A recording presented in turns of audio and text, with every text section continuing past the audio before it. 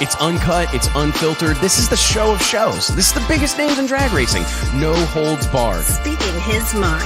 I've never had a problem expressing my opinions, but what we're doing here is bigger than that. These are conversations that need to be had in an unfiltered way. Exploring hot topics. Drag racing's all I've ever done. It's all I care to do. And spreading the gospel of drag racing. I respect the history. I appreciate how far we've come, but I want more for this sport, and I'll fight for it. This is the great American motorsport, drag racing. The Wes Buck Show starts in 3, 2, 1.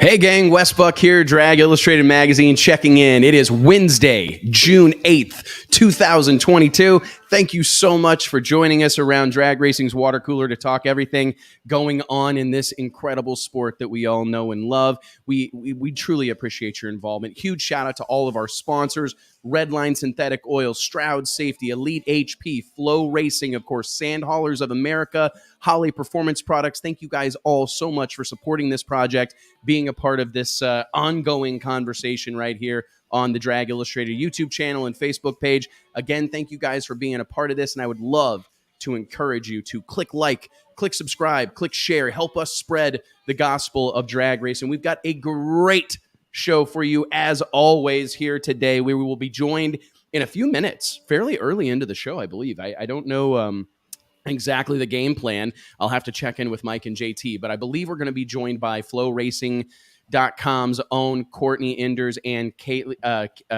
Cartuccio. Going to be a great time talking to them. We're also going to be joined a little over an hour from now by the big winner this past weekend at the Northeast Outlaw Pro Mod Association event at Cecil County Dragway, the one, the only Chuck Ulsch, old 10-5 tire legend that has become a real mover and shaker on the pro mod scene. We've got a lot to cover. The NHRA rolled into Epping, New Hampshire to New England Dragway and set the place on fire. We had a lot go on this past weekend, a lot to cover, and I want to, again, thank you guys for being a part of this. Real quick, before we dive into everything, I'd like to introduce you to my co-hosts, my partners in crime, the ones, the onlys, Mike Carpenter, JT Hudson. What's going on, boys? What's up, What's man? up? Swinging and ducking, brother. Swinging and ducking. Are we gonna sing "Happy Birthday" to JT? Oh yeah, No. yeah. Shall we? No, he doesn't want us to. He's getting embarrassed. Yeah. I will. Rosy cheeks. Yeah. You don't want to hear my singing voice, really. Maybe We can Wes- have the kids do it. Yeah, absolutely. We can have the kids roll in and do it. I'm really proud of JT. He showed up to work. He was like sending messages on Slack at like 8 a.m. the next day. I mean, I think it was all on purpose. Like he Yeah. he was intentionally showing up and showing out this morning is what he was No, doing. the week's not over yet, boys. the truth is, he I'm not said shitting. he says I went pretty hard last weekend, so I did. kind He of got pre-partied. most of it out of the way. I'm he feeling pre-partied. pretty good now, though. So I plan on doing it again this weekend. You know, I mean, you got to have like 2 weekends of it. I used to do during the week too. So What do you got that? What's that shirt? What shirt you got on? I got my Royce Oh, you got shirt the on. Royce, the Royce Lee Freeman shirt. Not today. today. Classic. Yeah, that's a classic, man. I've still got mine. Oh, I yeah. wear I it. He got mine acted too. like he hated it, but he really liked it. Oh yeah. Mhm. Yeah. He goes home. Oh, and he liked puts it. it on every night, watching Yes. TV. Walks around the house wearing it. Yeah, he likes it, man. What a weekend. A lot to cover, and I want to touch on this as we kind of kick off the show. A really unfortunate situation unfolded this past weekend at the Midwest Drag Racing Series event in Great Bend, Kansas at SRCA Drag Strip. The sport of drag racing lost one of the good ones. I pinch myself every day to operate in this industry. I've said it 1,000 times right here on this show, on the pages of Drag Illustrated magazine, that I truly believe that this is the greatest community of people that I've ever been around. And I've met some of my closest friends, people that I consider family right here in the drag racing community. And I feel so blessed. But with that blessing is the harsh reality that what we do out here is an extremely dangerous thing. And bad things can happen. And unfortunately, this past weekend, we did have something bad happen. We lost Ronnie Hobbs, a very beloved character in the sport of drag racing, driver of the Texas Rattlesnake. An unfortunate situation where the car, as we have talked on the show, is how bad things can become when cars leave the racetrack. And it was a really, really scary situation. Our heart goes out to everybody that's been impacted by this. It's these things never become easy. They never feel okay. We mustn't allow them to become normalized. I do believe that we are blessed in this sport to operate state-of-the-art machinery in many cases. And it's an absolute miracle that things like this don't happen more frequently. And I feel lucky, and I'm very thankful and grateful for all the mechanical minds and all the people that work hard and work tirelessly, from the safety safari groups and the track tech personnel and the track safety personnel to the chassis builders and the safety manufacturers, all the people that are involved in keeping racers safe. These are heartbreaking things that happen. In our heart, on behalf of everybody here at Drag Illustrated and the Wes Buck Show, we just want to send our thoughts, our condolences, our well wishes to the entire Hobbs family. These are the things that happen in the sport of drag racing from time to time, and they really they make you take a second to take stock of everything that's going on. And in speaking briefly with Landon Hobbs, Ronnie's son, Landon was quick to tell me that his father died doing exactly what he wanted to be doing, what he loved, and that was drag racing. And again, our hearts go out to the Hobbs family, the Midwest Drag Racing Series, all of his friends and family, everybody involved in this deal. The ripples go far and wide when things like this happen. And I just want everybody involved to know that we're thinking about you. We're here for you. If there's anything we can do, we will most certainly do it. I do believe tomorrow there will be a visitation in Odessa, Texas. He was a Texas-based racer.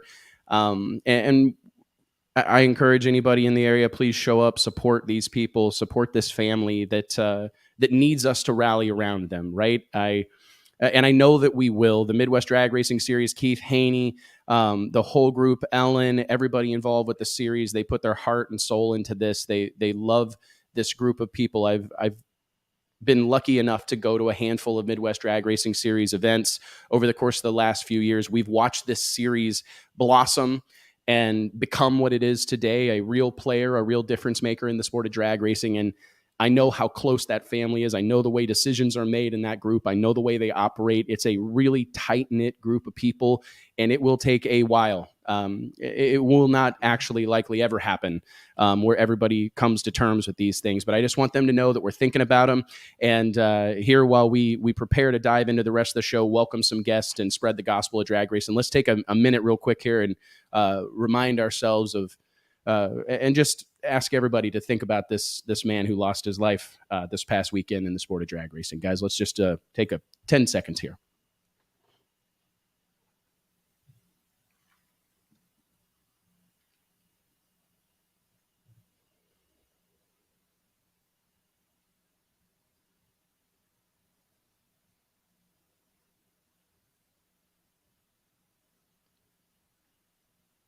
Thank you guys for doing that. And to the Hobbs family, man, these it's so hard to talk about this stuff. I've been fretting all week about it. A small price to pay. I'm not here to complain or whatever. I'm blessed to be here right now. Well said, though, man. But and this is a guy that obviously doing what he loved and with a lot of passion, made a lot of friends out there, universally beloved, and having some success this year too. We just won the previous race, tuned by Todd Tutterow, the legend. It's just an awful deal. It is, man. And I saw some comments popping up, and I apologize I wasn't able to consume them all. You try to hold yourself together in these moments, and you know that there's going to be a lot of people listening and a lot of people examining what you say. And I don't want to spend this entire episode diving into this. I think that we have to give moments like this and situations like this time, right? I think you have to give everybody a little bit of time to process. But I would, I've been laboring over this. I really have. I've been thinking about it all week. Like, am I going to say something? Am I not going to say something? I don't know. But what I would like to do, and I think where this conversation starts, is just I would like to remind everybody that we have to resist becoming desensitized to how fast these cars have become. And I do think, I have chills, not in a good way, but I can't say it loud enough. Mike, JT, like everybody listening, like we have to understand. And I'm not saying that people don't, but I do think we need to be reminded. I talked about this last Wednesday. Do you remember when I was talking about the PDRA's trip to Norwalk? Yep. And how routine 360 runs in the 8th mile have become? Yep. This has become something that happens everywhere, right? Everybody's got a car that runs 360s, that 210. That's what it takes to be competitive. That's what it takes to be competitive. Pro Mod series. And and that's from the NHRA series to the Midwest Drag Racing series to NMCA Extreme Pro Mod to Northeast Outlaw Pro Mod. Look at what Chuck Ulsch had to do this past weekend at Cecil County Dragway to put his car in the winner's circle in what is, admittedly, a regional series. There was like 8 cars at the Northeast Outlaw Pro Mod Association event in Cecil County this past weekend in the 360s. That used to be rare air. Not that long ago, a 360, a 370, those were moonshot runs, and they have become, and we have to be cognizant of this. And I'm not saying that anybody involved is not, but I would love to just keep this conversation going. I talk a lot about the courage that is demonstrated by the men and women that are willing to climb behind the wheel of these cars. And it's situations such as this that are stark, harsh, brutal reminders that what we're doing is extremely dangerous. And no matter how many advances are made in terms of the chassis construction and titanium shields and all the things that have happened over the course of the last however many years to make these cars as safe as they are today, let's not lose sight of the fact that these are 2,500 to 2,700 plus pound cars going 210 miles an hour in 2 city blocks. I mean, I can't explain it. When I try to explain it to the layperson that doesn't have an intricate knowledge of the sport of drag racing, that two city block reference is my go-to because it's the only thing I've got in my like verbal arsenal that serves the goal of trying to adequately explain how fucking fast these cars are, from 0 to 210 in 3.6 seconds over the course of two city blocks. That's here to Chili's in a suspended car. In a suspended car with doors, driver on the left side. That's where, you really have to step back and think about what these pro mods are doing. I mean, they've been right there at alcohol funny car numbers for a long time, and they're two totally different beasts, but just the power that these cars are making. And it's just how you have to make those kind of runs to be competitive. And everyone is running these numbers. Technology has evolved, safety has evolved, but you can still never account for everything in every scenario. And we go through sort of like ebbs and flows where I think things like this happen, and we take a closer examination at how can we make that situation safer, or how can we help prevent that. Usually we always say it like, the big ones like Dale Earnhardt, right? All the safety advancements that came from his death. You usually take something like this for us to take a closer look at it, and we'll see. That's usually like the silver lining or the bright side of something like this. And that's the only thing. And I hope that everybody involved knows that it's situations like this that take our sport to the next level in terms of safety and precaution and accident response, crash response, all these things.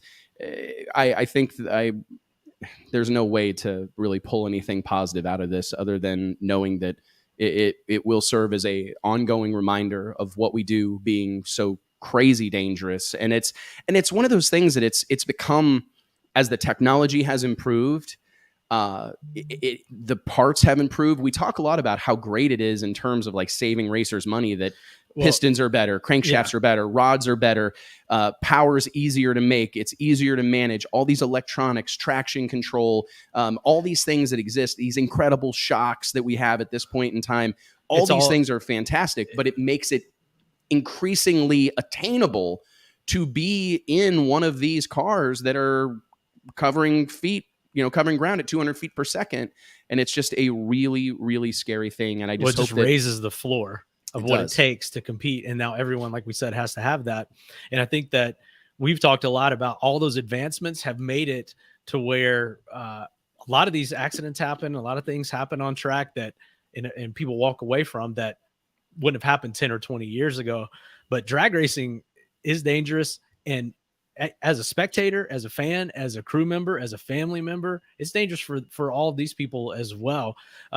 We forget about that a lot of times. In fact, it's become, in our eyes, so safe, or as we talked about with the PDRA, routine to run these kind of numbers, that we've said it might be more dangerous to be outside of the car than in. But this is definitely a stark reminder of what can happen inside of one of these cars, and it doesn't happen to us.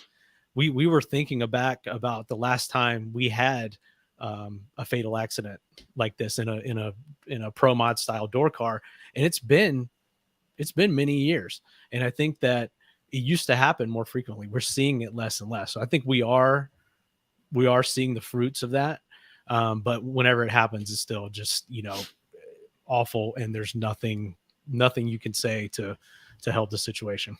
You're exactly right. There's nothing that can be said or done that's going to make anybody feel better or lessen the sting or lessen the pain that comes from losing someone. I think about this, and I think about it every time I see, you see these moments that are like Kodak moments where a son or a daughter or a husband or a wife is fist bumping their driver, their significant other, as they strap into one of these cars, and it's not lost on me, the danger. But I do think it is worth mentioning and potentially worth celebrating, like you said, Mike, the level of safety that we've achieved. Because let's be honest, we've seen plenty of hairy accidents. We've seen plenty of sketchy moments that drivers have walked away from.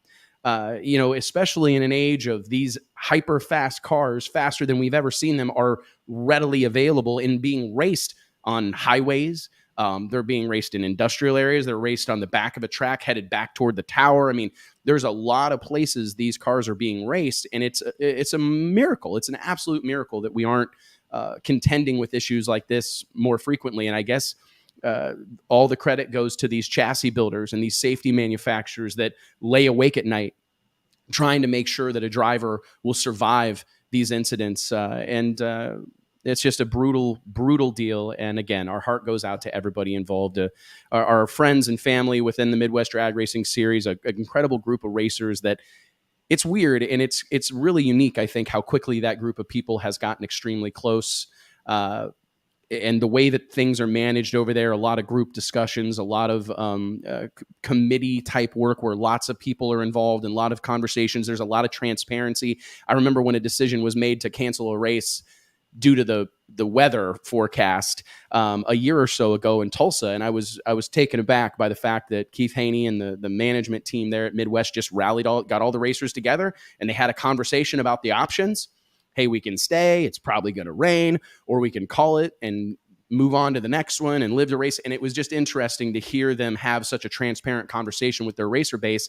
And as I walked around the little tent that we were all piled into, I got feedback from one racer after another saying, I've never had anything like this happen before, where my voice was heard, where I was able to offer input and have it be respected. And maybe they're not going to follow my suggestion to the T, but it's a fresh feeling to be heard. And that's when you have that kind of communication amongst a group of people, you get close fast. And I can't imagine the pain that entire group of people, the community that is the Midwest Drag Racing Series, are feeling right now. And it has been a while, I believe, since April of 2016, since we've lost a life in a pro mod car.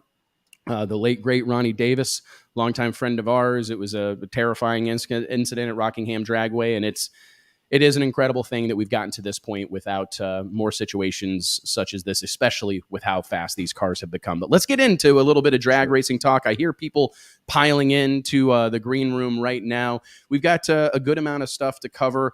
Where do you guys want to start? Do you guys want to dive right into our FloRacing conversation with Courtney? And yeah, let's do that. Yeah. Okay, let's do it, man. Well, so, hey, let me real quick preface this. And she's going to bring a little bit of news to the table that I admit that I don't even know all the ins and outs of, which is very rare. That's kind of scary, right? We're going to let Courtney on here without knowing what she's going to talk about. Yeah, I mean, I'm getting tagged in Facebook posts about major breaking huge news.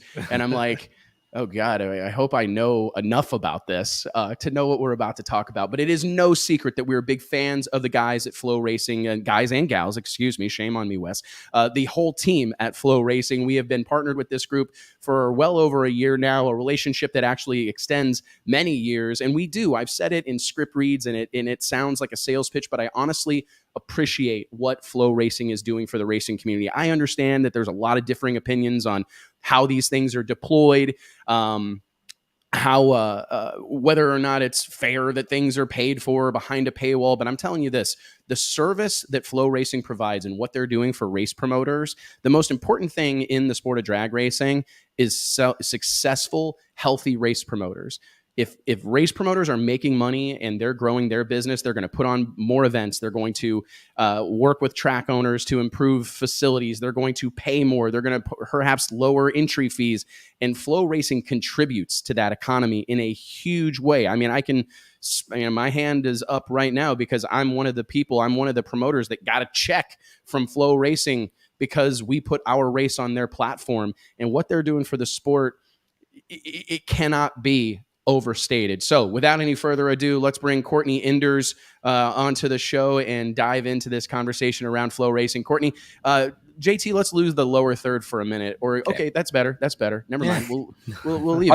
I'll just stand taller. Yeah, you'll stand up taller. I didn't want to knock I'm Courtney's above you, Jay. chin off there. You are. You know? All right, ladies and gentlemen, the one and only Courtney Enders. What's up, girl? Hi, I miss you. I'm clapping. Nobody else gave you any reaction. You need to. That's write okay. that. I said, we hey. like to hang. We like to hang Wes out on the claps. Yeah. It pisses me off because every other podcast, like I get it, there's a big reaction and everybody kind of leans into it, and you two Well, just then let you me need to look get like one an of idiot. those noise things and Yeah. make Dion He press threw the away- clap I'm on it. button. He There threw you go. away all my air horns. So That's probably a good thing. yeah, I know, right?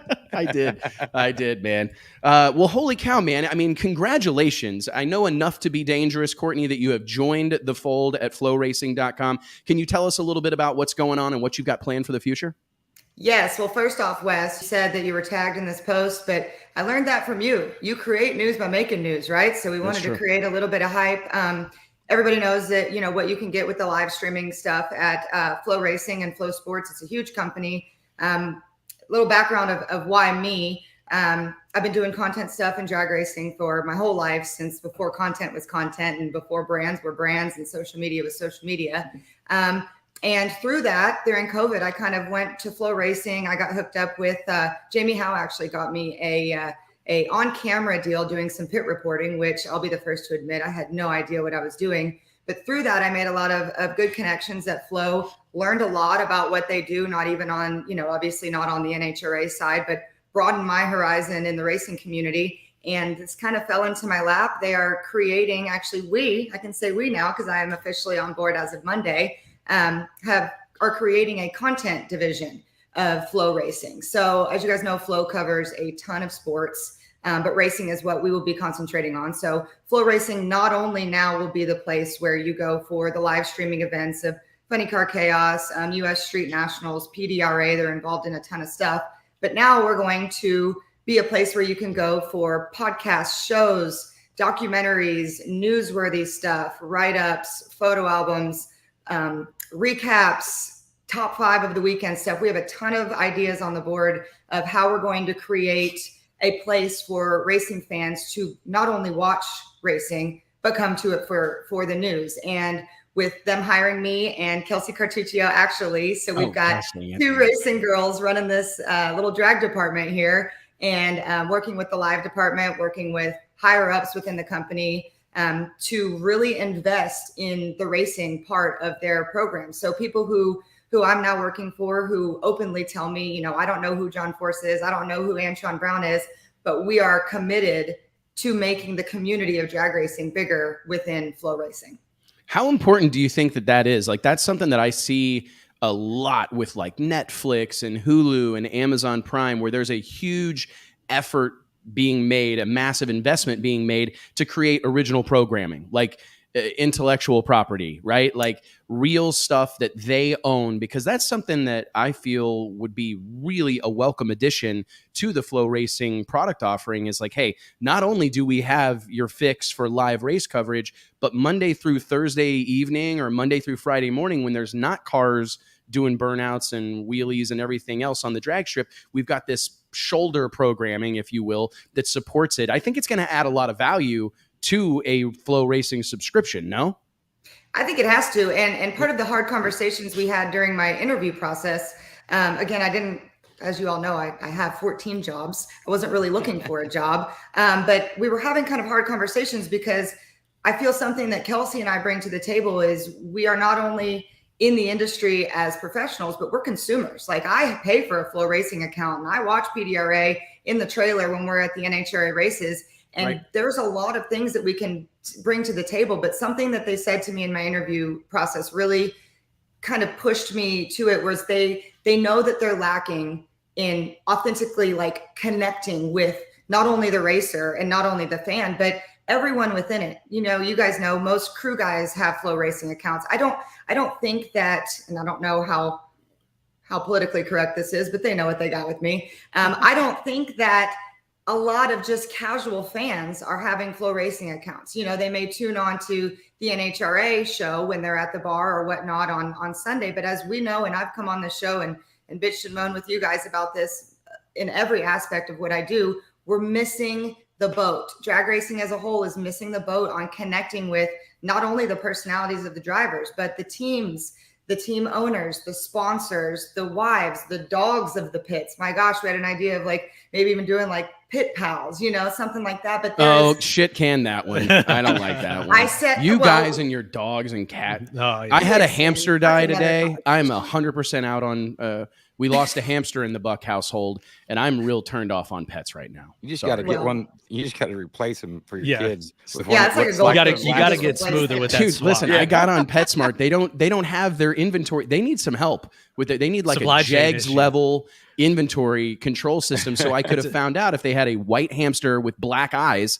I'd Spray went and paint. bought it. It's a Spray hamster paint. supply chain issue. Right? I swear I All would have over went the and board. got the hamster. But no, I think you make a absolutely great point, Courtney, and I'm excited about it because that's the authenticity thing. I think is a real thing, and you bring a bunch of authentic drag racing passion to the table. You've got to have drag racing representation. I think that's been the big thing. Is that if you go on FloRacing, go on FloSports, they clearly have people that are embedded in those various aspects. Of high school wrestling. They've got yeah. You can sense it. Other you can forms sense of the motorsports, but footprint drag they racing- have in circle track too. Yeah, right. for Like sure. they have a squadron of people that know circle track racing inside and out, have their finger to the pulse of it. And I think by having you under the roof, able to work with people, Mark Beatty, one of my dear friends and our partner at Redline Oil, is in the comments right now saying real knows real.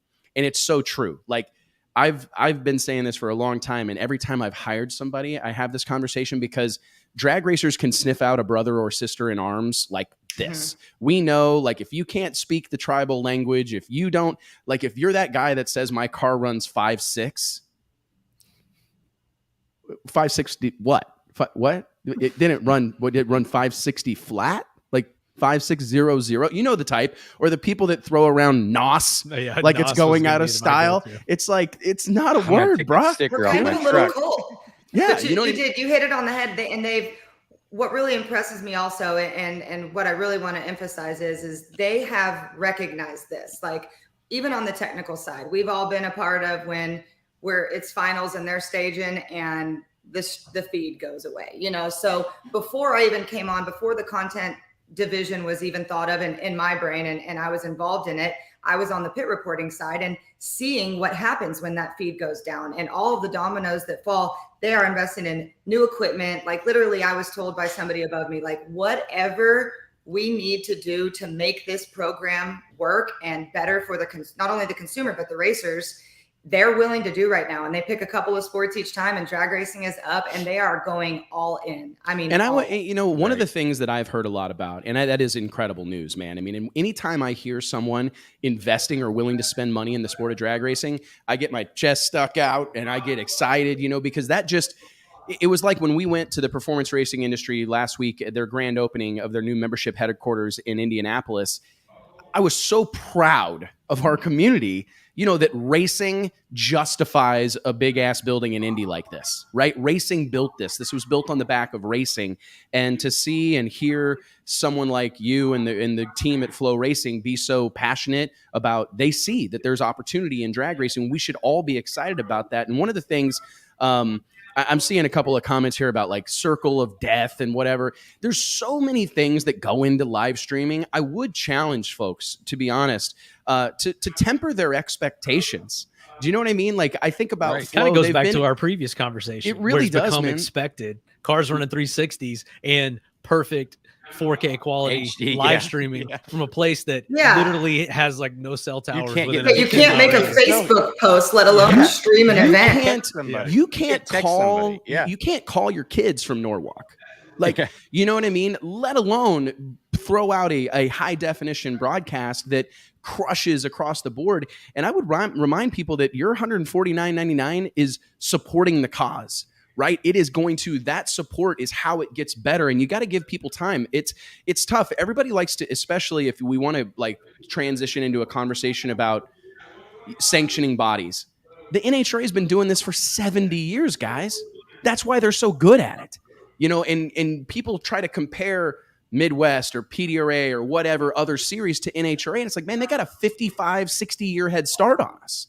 Right. And the same goes for these broadcasting platforms. Like comparing FloRacing to Fox is foolhardy. Right. I mean, I'm not saying that there's not potential for Flow to be Fox. Right. Absolutely. but we have to acknowledge that it takes time, right? And I just think that FloRacing. Let's talk a little bit about the economy. What have they told you, Courtney, and what kind of information have they shared with you as far as like the thing that I like about Flo is they want there to be more money and more resources available to the entire place, right? And to the entire scene. They want to see people be successful. They want to see these tracks improve. They want to see purses grow. I mean, one of the things that I think we could really do a service here for Flo, how passionate are the people within the walls of that building and in that organization for the sport of drag racing? I mean, obviously they're learning about it, but would you agree that they want more for this sport?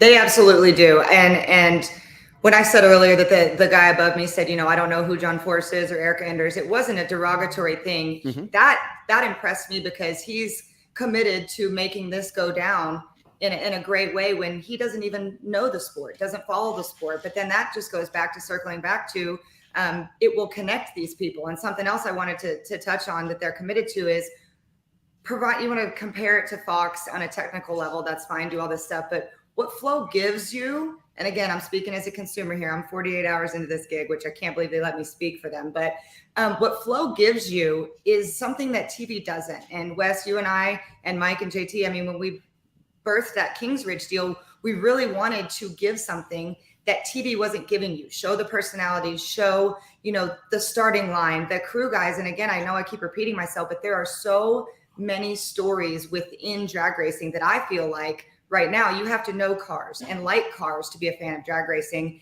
And my main goal in what I'm doing here is to change that. I want to flip the script. I want people to be fans of Chase Freeman. I want people to be fans of Antron Brown's, the guy who mixes the fuel or whatever it is. I want people to want to follow those people. And then subconsciously we're learning about cars and we're hearing manufacturers' names and we're hearing fuel tech and we're hearing those things. But right now, if you don't know about those things, you're turned off to it. If I turn on a TV show and it's about something I'm not interested in, what am I going to do? I'm going to turn it off. So I truly believe that them allowing me, somebody they don't know, to come in and talk about and boast about things that they don't know about, and they're shoveling out the money and the resources for it, that speaks for itself.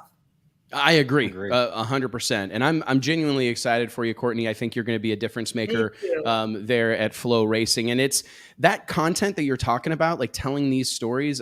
I truly believe that that's the way we connect people to our sport. Because, I mean, if you pull up FloRacing and it's an extended track prep moment or whatever, how incredible would it be to have, even your pet feature or your crew guy feature or something to air that type of content when there is downtime. That's something that we're lacking right now. And it takes resources, a ton of hard work, a ton of travel. It's not easy. As everybody on this screen right now knows, creating content can be a real challenge, especially compelling content. But having that type of stuff and having someone that's leading that charge is a fantastic deal for the sport of drag racing. I'm curious, so how does this impact Courtney? I think we're all used to seeing you wearing a backwards hat on the starting line with the Elite Motorsports squad alongside your sister on the Pro Stock Tour.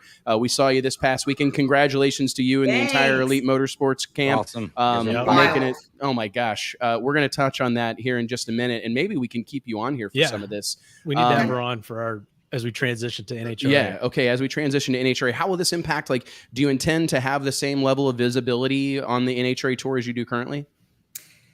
So no, this was a big thing and why I kind of turned it away when it first came to me, because I love what I do. And a lot of the general public just thinks that I, bounce around in red pants and a backwards hat and just cheer my sister on and somehow pay my bills. Right. But I work my ass off. I work for many, many teams. I've worked with you guys, and I'm going to have to cut all that back. I kind of kept this under wraps. I've had this gig for almost about 6 weeks now, and kind of transitioned out and had some face-to-face conversations this weekend, like with Aaron Stanfield. And I'm going to still be going to the NHRA races. As it is now, I'm working remotely, but Flo is my full-time gig. I am full-time, salary, benefits, the whole nine. They have purchased me.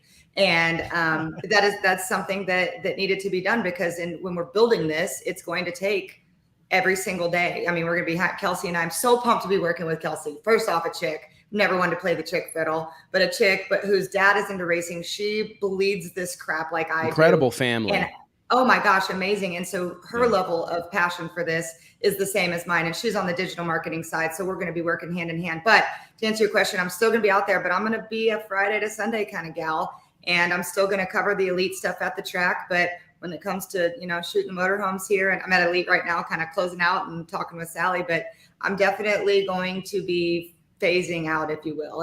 And all good things must come to an end. I've loved what I've done here. And I will, as long as Elite Motorsports is going and Erica Enders is going, I will be around, I will be doing it. But yeah, as a full-time deal, I think that until I get a grasp of all this is where my head is and my heart is. And it's finally time for me.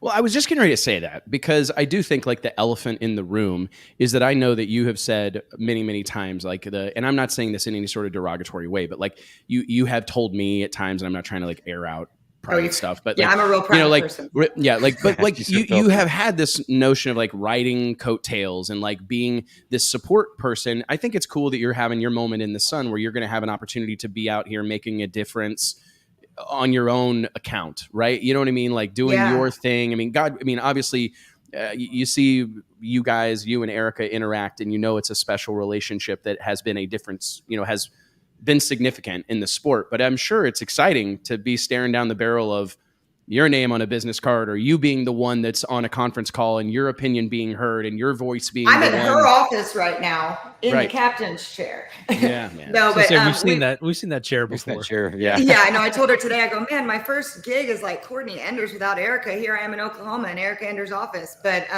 we will always be a duo. But I'm very excited, and I will say I do joke about the coattail deal, and I do that because of the perception that people tell me, like, must be so fun to follow your sister around. Was that Erica doing your hair when you were in the green room? See, rules have changed already. Oh my God, we're 48 hours in, and you're getting your hair done. Yep. No, but everything that I've done, every connection I've made, even working with you guys, I've never wanted to go have a normal job. And I've done everything from sell fire suits out at the racetrack with Sparko and run real quick to the fence to watch her run. I've made a lot of connections, and everything I've done through there has gotten me to this point. So I feel like it was necessary. Richard was giving me crap. Oh, it's about time. It's about time. Well, it was necessary. Everything that was done was necessary. I wouldn't have the notoriety. I'd have the name, but nobody would care. I'd just be, who's that girl on the starting line? And I'm truly thankful for it. And it was kind of bittersweet. I was supposed to leave before the semis on Sunday, and they literally wouldn't let me leave because I heard them talking about that. Erica was talking about that in her interview. Yeah, she said you had a big girl job. You had to get back to your big girl job on Monday.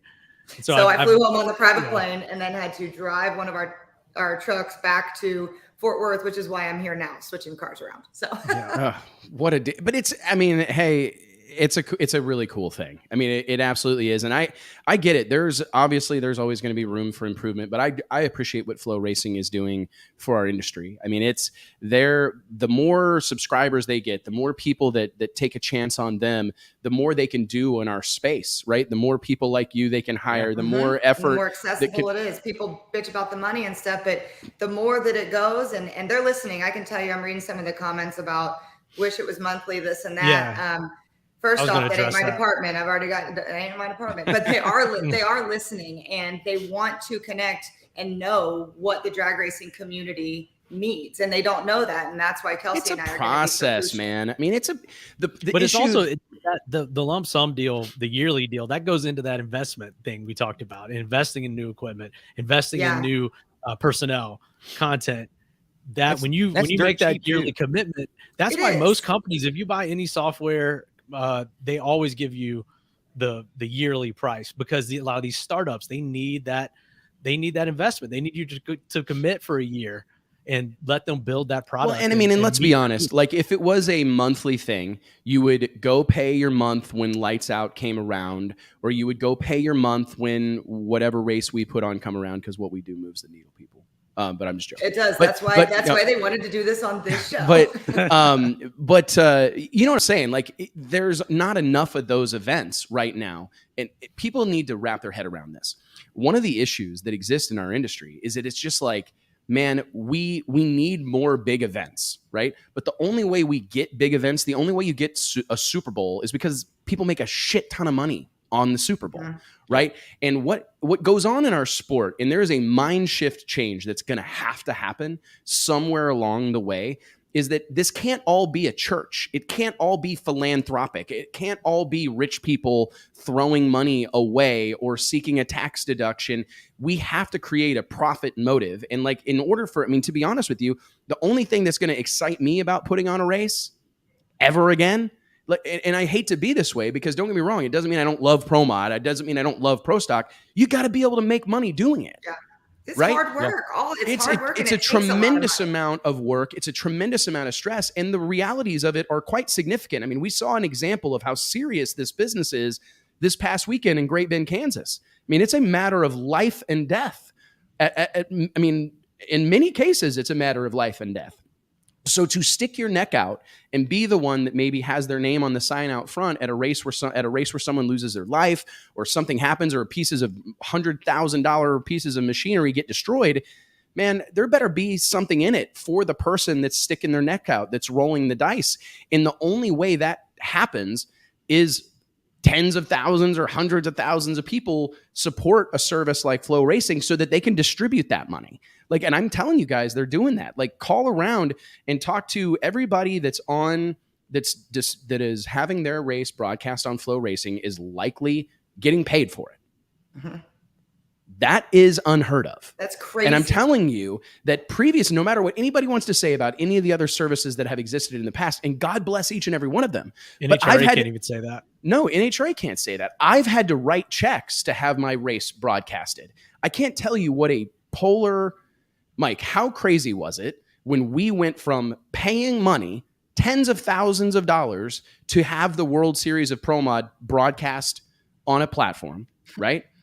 To getting paid tens of thousands of dollars, right, to have our race broadcast on Flow. And they're eager. They ping us all the time. What do we got in the pipeline? What are we going to do an event? Because they want those events and they're eager to invest in them. And I just think that people there has to be a mind shift, a mindset change at some point along the way. Is that it's like, we're not at all afraid to buy something that's going to pick up our car a little bit of power. We're not at all. I mean, it cost me $100 to fill up my car. Right. It's so less, if I can, it's less than my bar tab. I'll guarantee you that. it's, I mean, really, that's a fact. Gas. I don't know, man. Gas keeps going up, man. It's going to rival that bar tab. I'm paying $50 a month or a week to mow my own yard. Yeah, but the more they go up, the more JT drinks. So that's true. That's true, right? And I don't mean to like turn that into a whole thing, but I do think it's an interesting conversation, man. I mean, that's the biggest issue that exists with the NHRA right now. Like, we're about to get things stirred up in a big way, yeah. But I'm going to say this, and it's true. If people knew how much money people were getting paid to race No Prep Kings, their head would spin around like exorcism. Like, but that situation only exists because they're getting paid to be on TV and people are paying for cable, right? So there's an economy. There is an economy that exists there, right? Like, Discovery is getting paid from these broadcasts, from these stations or whatever to be able to broadcast their shows. There's money going on. We have to create that in racing. Does this make sense? Like, is everybody following me? Yes, like, and I truly think that all this secondary stuff that we're going to be doing, like I said, creating these personalities, that's how it happened with F1. I don't know the complete logistics of it, but somebody somewhere, like the Racing and Red deal that Team Elite did, somebody somewhere put forth effort to hire a film crew to come in and show what this is, and then take the chance of taking that to a film festival or to, A&E, Discovery and all that. And what people may not understand is that's got to start somewhere. And in my opinion, the reason that I gave everything up and I'm going all in on this is I think that this is where that starts. It has to. One of the first things that we're going to be doing is a little like docuseries, a multiple episode docuseries. That's where this crap starts. The right person sees that, boom, and then we are Street Outlaws. We are the F1 deal. That's all it's going to take. And Flow right now, like I said, I've been here 48 hours, so I'm not throwing BS up your butt here. See, I've even cleaned up my mouth. Kind of. Right? I just stuttered a little. But like, this is where it starts, and somebody's got to do it. And I am so passionate about the people in drag racing. The reason I'm addicted to it and can't get away from it is the people. And I feel like the world's missing the boat. And so invest in it and help us make it big. That's exactly how I feel about it, Courtney, is I ask people to join the movement. Whenever I do whenever I do my FloRacing script read, I ask people to log on to FloRacing.com today and join the movement. And I feel that passionately about it because there's a great point here in the comments right now. $150 a year saves me thousands on travel. I mean, and I'm going to be honest, as a business owner that sends people to races, we typically go to 90 to 100 races a year, Drag Illustrated. Like, as our team sends people to 90 to 100 races a year, like, it's expensive. I mean, hotels are high, flights are high, rental cars are almost hard. You can't even hardly get one. And when you get one, you're paying a premium for it. So to have the opportunity to watch a race unfold in the comfort of my own home, I can't really put an adequate value on it, right? To be able to watch it. And who cares if I got to refresh my browser every once in a while? You know what I mean? Like, what a small price to pay to not be sweating. Yeah, man. I mean, I don't know. I'm not trying to turn this into a whole thing, but it is worth talking about. Let's talk a little bit about the NHRA New England Nationals this past weekend in Epping, New Hampshire. We had a hell of a drag race. The thing is, what I love about that particular event and that particular facility is that drag racing looks good there. Courtney, do you agree? Like, when you get to one of those honky-tonk Saturday night drag strips and you bring the stars and cars of the NHRA drag racing series to town, I mean, it's just palpable. Like, you can feel the energy in the air. The place is packed full of people. Tell us a little bit about the event while I throw up a little recap video here. We kind of were joking. As soon as you roll into those gates, it's like you roll back into time. I mean, the things people are wearing, the trucks and trailers that are there, the grandstands, the tower, it just looks and feels different. You can be in a dome, in Vegas and have it be packed, and that's awesome. But the excitement level of the people there is unreal. And I'll speak on the pro stock side of it. I've never seen our pit so crowded. Like, it was 10 deep, 40 wide the entire weekend. And I mean, you couldn't go down. Y'all know my sister loves to take pictures and do nothing with them. We're going down the middle of the aisle because it's just one line of pros, which I think is really cool. You could not breathe in there. It looked like a painting. There was so many people, and she's just holding her phone up. But standing on the starting line and seeing the fence packed, they were hooting and hollering. I mean, it's out of control. We go to a lot of cool places, and as y'all know, the energy is very different at different parts of the country. But this place was, I mean, it was rocking, and they were loving them some pro stock. Like, nobody left the stands. Yeah, I saw comments. Funny car was over. It was like they actually stayed. I didn't have to stand on the wall and ask people where they were going. But it was incredible, and they stayed. It was just, it's such a cool visual. That sign that says "Welcome Race Fans" in front of a packed grandstands. That's just like the coolest picture that I take every year there. And it was wild. The New England fans were hyped. What do you make of, I was just going to show this video. Yeah, look at this place. Beautiful, packed out. It's got that air of like a vintage facility, so to speak, But do you think that we talk a lot about how certain bands, like if you see Garth Brooks, like he kind of works at seeing him at a huge arena is one thing, but seeing someone like that or seeing an act in a honky tonk is a totally different experience. Do you agree?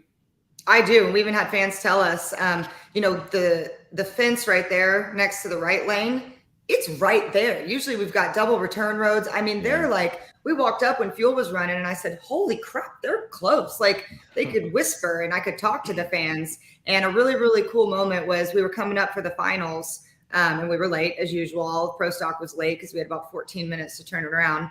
But the funny cars are all there waiting. Top Fuel's already in their cars.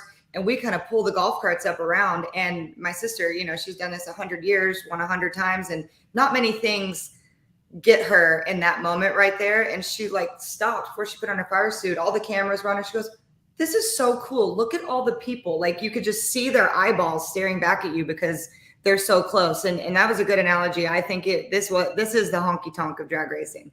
Personally, as cool as it is at times to go, I love going to ZMAX. I mean, you love going to the Strip at Las Vegas Motor Speedway, and those things are obviously special. But man, drag racing plays well at facilities like that. Let's talk a little bit about Erica's weekend. Huge weekend for the Elite Motorsports team. By all accounts, the best start that Erica has ever had in her career. Won 3 races this year. You guys have been in the final at almost all of them, right? Really, 4 times. Yeah, she's won 4, right? Yeah, 3 in a row, 4. Yeah, she's won 3. Yeah, 4. Is this all a product of how things shook out last year? Like the elite camp, let's be honest, if you know Richard Freeman, if you know Royce Lee Freeman, you know that there's a chip on their shoulder perpetually. They can't get it off, right? However, it seems like there is more of a chip on the collective shoulder of the elite motorsports camp in 2022 than ever before. Do you agree with that? I 100% agree. And I kind of had a revelation with my sister whenever we kind of figured we were going to finish second last year. We should have finished second a lot sooner than we did, dragging it out. But we've had in the 9 years that we've been here at Elite, it's been very storybook, right? You come out the first year, win, holy crap. Second year, dominate. We go into the Dodge years and have that. It's all a part of the journey. And so doing the double again in 19 and 20, I told my sister when we rolled into Vegas and she was qualified like 12th or something, I said, you've never really had like a heartbreak. Your book doesn't have that just tragic loss. When we sucked. We were like 9th or something in points. So there wasn't even you've never been like close and have it ripped out of your grasp. Yeah. I think that her as a driver at this point in her career, maybe if it were earlier in the career, it would have shook out a little bit different, but it almost was like this quiet hunger. Like when it happened, she wasn't crying. She wasn't throwing stuff. She wasn't pissed. We knew where we were performance wise. We knew Greg earned it, but it was like, everybody just kind of, I almost just got goosebumps. I pulled a Wes. Everybody just kind of got quiet and got to work. And you are, and got to work. We don't need two goosebumpers on one show. No, I'll try and keep it at bay. But it was, and she's not leaving by any means, but she's 30 years into this deal, and eventually we're all going to go have real lives, and this will run its course. And I think that being so deep into it at this point and having the wins, the losses, now the heartbreak, now it's time to prove things and put exclamation points on things. And again, not going out right now, but in a trajectory of the career to go out as a legend and to be able to come back and do all those things that we did, even like Kyle and them in the engine shop and Chase and Casey here. It's a different mindset here. You know, we're always joking around and we have fun, win, lose, or draw around here, but it is serious, absolute serious business around here. And it shows. Like the 5 weeks off that we just had, there wasn't a Memorial Day party. We didn't go to the lake like we used to, all those things. You know, they got to work and they're here every single day. Our trucks and trailers aren't here. Every single guy's here. You know, it's different. And I think that the exclamation point, especially for my sister, to be able to come back and say, hey, I can do all things within my career, given whatever, is giving her a checklist and peace as she gets to the end of whenever the career ends, you know. Well, it's funny about pit security. Yeah. There's Royce. Yeah. JT shirt. Yeah. I mean, did you wear that for me today? I did. Yeah. I was wondering. I was actually talking to my wife about this. Alicia and I were talking about it last night, that it's like, I do think you make a great point that like you need this chapter in the book. Like you have to have the battle back from adversity, because in 15 and 16 and then 19 and 20, it was kind of like a thorough ass kicking, right? Erica, I mean, don't get me wrong. Like we've seen Greg and the KB team have really fast cars, but you guys were just, it was almost a foregone conclusion that Erica was going to be in the mix, and she was probably going to, you know, it looked from start to finish, you could kind of see it playing out that way. She was going to be in the winner's circle. She was going to be holding the trophy at the end. And last year, that wasn't the case. And it's funny because I was trying to come up when I was going to challenge Mike and JT. I love stick and ball sports references. But this, and maybe one of you two can come up with one real quick here on the spot. But the one I came up with talking to Alicia last night was LeBron James when he went to play for the Heat.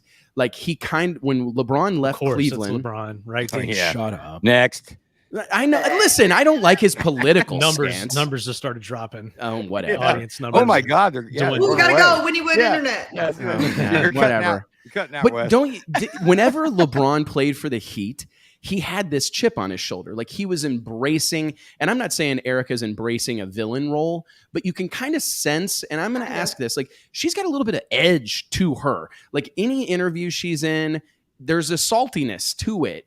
And I get it. You know what I mean? Like she's here to put, like you said, an exclamation point on this. And I can sense it. And I saw that in LeBron, and it served him well because he was getting all this hate because he left his hometown of Cleveland and left the family and left all these people sold out. And he went to a team that he knew was capable of winning, that had a winning culture. And when he got there, you could see him playing ball with a ferocity that he maybe didn't have previously. Right. And it was cool because when I text Erica Sunday night, I said, congratulations, you made the difference per usual. You know what I mean? And it's like, and I'm not trying to shortchange anything going on at Elite Performance in the engine shop and how good the car is and how great Mark Ingersoll is. And I know there's a lot of incredible people involved in this deal, but seeing her just time and time again be the difference maker. I mean, when you can go up there and leave on Aaron Stanfield, like table the fact that he's your teammate, but that's probably one of the best race car drivers walking the planet Earth right now. Right. And she just goes up there and makes it look easy. You know what I mean? Like, it doesn't matter. She said something on, I forget what show it was on. Doesn't Joe's matter. show, I think, this morning. Yeah. She said something about that. She's like, he asked about beating the teammates. And obviously that's what we want is 2 elite cars in the finals. And everybody can say, yeah, we've got good odds. But it's going to be those Quadra boys and Bo will have their time and TJ will be in the mix. But she said, Aaron and her, she helps Aaron. Aaron helps her. They're always in the crew chief lounge together. But she said, I wanted one on him because in Pomona, it didn't feel as good because his car never left the starting line. And so you didn't have that. We knew we were going to win going there. Not Erica, but Elite was going to win. So this one was kind of fun because after the semis, we had our celebrating. Everybody's like, we've done it again. Here we are, Elite's on top. But now it's kind of fun. You got Casey and Chase bantering back and forth, people making side bets, Kelly just stirring the pot from the middle, But it was really cool that she said that it was her opportunity to do that to him because he's going to do it back. Aaron's going to be in the winner's circle a ton. TJ's going to be in the winner's circle. It is wild, the talent that we have over there. And right now it seems really heavy-handed on one side. But as you guys know, momentum is key and things happen. And this is going to be maybe, there's me being ridiculous. Maybe this is me, but it's hateful. It's going to be hateful and it's going to be a dogfight. And I love it. Well, do you think that some of that is too, like you said, sort of realizing, I mean, she's all of a sudden become like one of the, older veterans in the class, and which is wild to think. She was always the underdog, the young kid, the young girl that's trying to make it. And then the script kind of flipped and now she's on top. And when you're on top, you kind of become that villain character, like what we were talking about, but you also start to see that the end is probably closer than the beginning.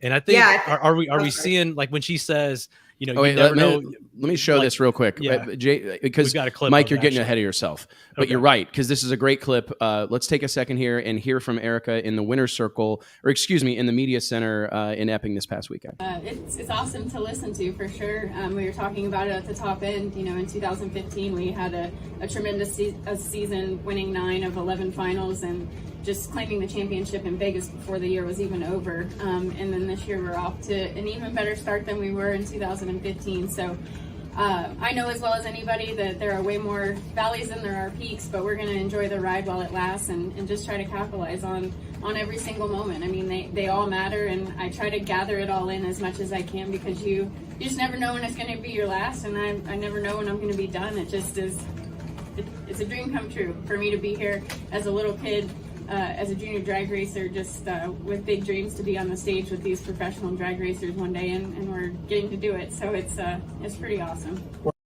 It is pretty awesome, right? I mean, if you think about the fact that she started out junior dragster racing and moved up the ranks, where she's at now, it really is an incredible thing to have. I mean, I remember the first time I called Erica to do an interview back when Drag Illustrated was newsprint. I mean, you had to wash your hands after you read an issue of Drag Illustrated, right? Because you'd have ink all over you.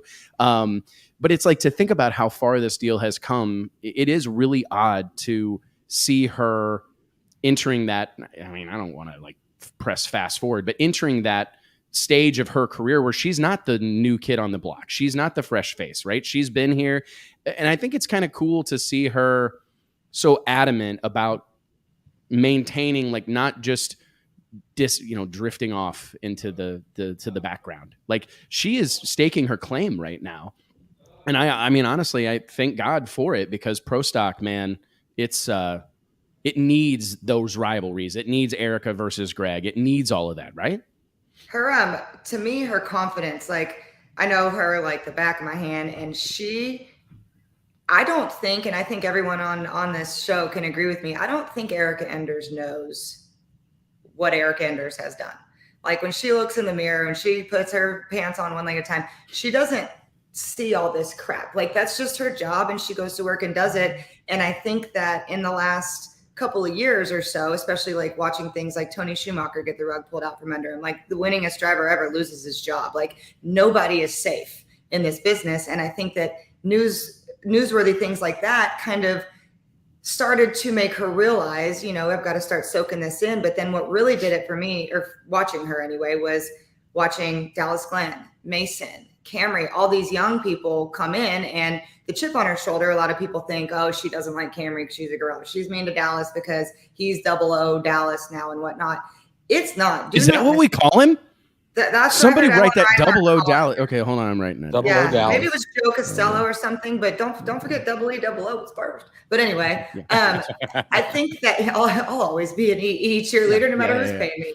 But I think that her kind of stepping back and seeing that and realizing that she's not clawing anymore. She's spent her entire career clawing, and there's nothing left to claw, but she still was kind of looking for something to claw It's at. a weird thing. We favor that, right? And honestly, I appreciate it more than I can even say, like more than I can even put into words, because like that, you get married to a story. And I completely understand, like getting married to that story of struggle. Like it can't be easy. I can't just be here. Like this can't be okay. Like I'm supposed to be like scrambling for a sponsor. I'm supposed to be scrambling to figure out how I'm going to get to the next race, or I'm supposed to be scrambling to figure out how I'm going to pay for this or how I'm going to pay for that. And making that transition, it is painfully difficult. Like going from, being Erica Enders, this girl that everybody wants to support and everybody wishes her well and everybody wants to see her do well because she's trying to, she's a sweetheart, she's chasing her dream or whatever. But then to transition, like, dude, you're like the baddest person out here, right? Like you've accomplished more than so many people. I mean, people have spent gazillions of dollars trying to win one pro stock race, and she's won like 40 of them, Damn near.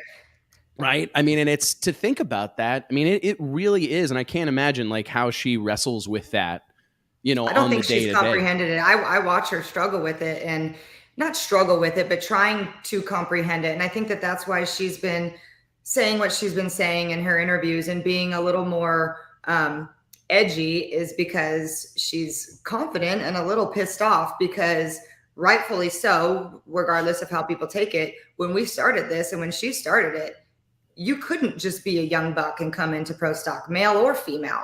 And like, she literally got the door shut in her face and told at the finish line after she would lose first round every time, like, this ain't for little girls. And those same people that told her that, I explained this to her the other day. I said, I don't think that they see you as a girl anymore. They're playing. We stopped talking about it for a long time. And now that Camry's come in, which is great, we're talking about it again. And she kind of gets a little frustrated in interviews when they talk about it, because it took her so long to shake that and to not have that mentioned. And every time that she gets in an interview, or every time she wins, or every time her and Camry run on the track together, it's like we've almost backtracked, which is kind of flippity floppity, because we haven't, because now there is a young girl who's able to come in with great equipment, great team members. Like it's a lot easier to step into a program and learn within that program. Whereas, we were Jim Cunningham, all the ways up to be respected. So I think that this is not what you asked at all, but I think but it's a good conversation to have, because it actually goes back to what we were talking about with how, and I'm not trying to say any of this stuff is easy or completely bought and paid for or off the shelf, right? Nothing's necessarily off the shelf when it comes to pro stock. But when we were talking about pro modified earlier, like, I mean, you call a couple of people, like we can get on the phone right now with Justin Elks or Eric Dillard or Todd Tutterow or whoever, and I can stroke a check and have a car that'll run 360s tomorrow. Yep. Right. And that didn't exist specifically in pro mod when Erica was pro stock when Erica was starting her career. Like that was, I mean, you had to have an in-house engine shop. You had to have 6 CNC machines. You had to have a squadron of people to even have a chance. And kudos mean, this has been talked about a lot, and I don't mean to lament it, but it really has been a cool thing to see Elite Motorsports, KB Racing, a lot of people rally together to go, hey, we've got to make this more accessible. We've got to make this more duplicatable. Is that a word, Mike? Duplicatable? Your show, man. It is now.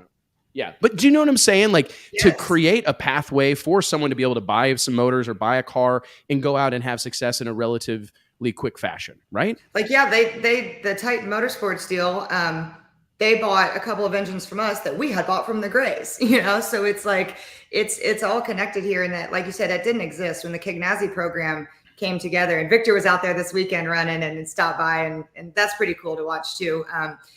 But it's just a different era. And like I said, we get a lot of heat. I'm the one who gets all the angry comments and emails, and we get a lot of heat about this. I need someone to run my social. You do, honestly. Because it's like I don't get enough. I don't have enough time to reply to all the hate mail. I'm just joking. And honestly, yeah, and it is a job. I mean, it is a job, right? It's a job, but it's if people just kind of step back a little and take this back to Shirley, even people think she's so angry and all this and that, but you got to understand how it looks to her sitting on that golf cart watching it now, and I don't think she's mad at the people who are doing it now, or that there's so many varieties of women and this and that. But I think that it's almost a little like, damn it, I wish that it was like that for me. I got to be honest. Like, I think that's a good conversation. Like, you think about, people say that about Shirley Muldowney, and we're big fans of Shirley Muldowney here, but they think that she's bitter. She's a very misunderstood woman. Yeah. But I think back to like how hard, Mike, your dad, I mean, you think about what it took to run like 4.0s, right? And like spending I remember when your dad in the legendary famed 55 Chevy was trying to make that move from like 407, 409 to like the 390s, where, you know what I mean? And it's like, you see guys dedicate their life to that, right? Jason Scruggs. I remember watching Jason burn his fingerprints off, cutting clutches after every run, because that's what it took to have a car that run 390s. Whereas now, I mean, like I said, you're a couple of phone calls away from that. I mean, they're doing that in No Prep Kings. They're doing that in radial tire cars. I mean, it is insane. Technology has, the sport has evolved rapidly. The grunty gearheads, it's almost a little offensive. I think it's an interesting thing to talk about, but hey, we got a lot to cover. Courtney, thank you so much for being here. Congratulations, man. I appreciate it. We said 5 minutes, and here we are an hour and 5 minutes later. I mean, but we transitioned. We talked about drag racing. We talked about a lot in other of ways, stuff, right? No, well, I hope we'll be doing a lot of stuff together. I think that there's a big opportunity for our audiences. And one last thing about the Flow thing. Don't think we're coming in here trying to beat Drag Illustrated or beat Competition Plus or anybody else out there. We are all beating hearts of this community, and there's no reason that we can't all use each other's. We've got the same viewers. There's a million races to cover. There's enough to go around, man. It takes an army.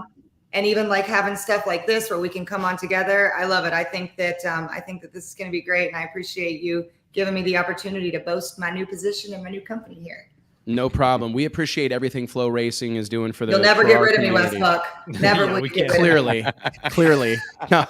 And I'll never get rid of Slack. No. Yeah, I know. Right? Slack Life. Welcome back to Slack Life. Yeah, at channel. Let's go. You and JT are the big Slack fans. I'm getting some shirts made that say at channel soon. We've been talking about it since COVID. Let's do it. Slack Life at channel. I'm the only one that uses at channel. It takes some courage to type that. Yeah.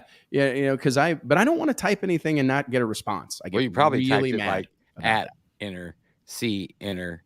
It's when in Wes is on. It doesn't work that way because Slack just goes bing bing bing bing bing bing bing bing. What am I supposed to write in paragraphs? Yes. Yeah. Have you? You don't. You are a rapid texter. You're a thought enter. Me too. I feel like I'm getting picked on.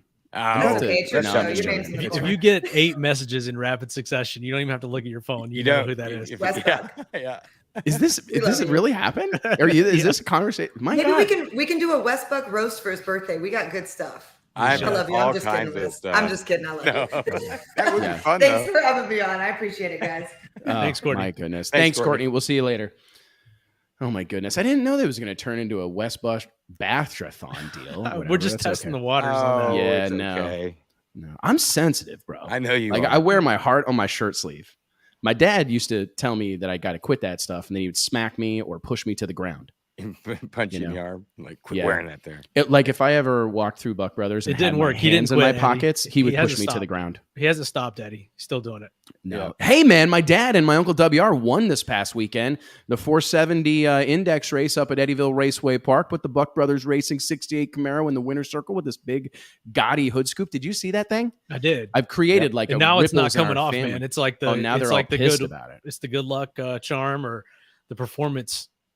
It looks difference horrible. there. It's going to stay on now, from what I hear. I'm owning it. Like I've decided that I was going to tell them that I didn't like the way it looked, and now they're pissed. My dad actually wrote a song about it. It literally, like, listen to this. Hold on. Like performed a song? Do we have? He didn't perform it. This is like the first. So he said, Wes, your uncle qualified number 1, went 470 with a 1, top speed, blah, blah, scoop. The scoop worked, like it or not. And I said, and then he sent me a text yesterday at 2:38. Leonard Skinner is writing a new song, remake of That Smell. It's called That Scoop. He goes, nitrous bottles, new Bickle cars, Christmas tree, you're in my way. There's too much tire smoke. JJ the Boss Man is a joke. Look what is in front of you. Ooh, that scoop. Can't see around you. Ooh, that scoop. Can't see a fucking thing. That's just a start. I've got more to come. He must have had someone else driving and he got bored. He must have. Ooh, that scoop. Ooh, that scoop. That's a great song, though, That Smell. Are you guys Leonard Skinner fans? Oh, yeah. Oh, yeah. I'm a big Leonard Skinner guy. All right, guys.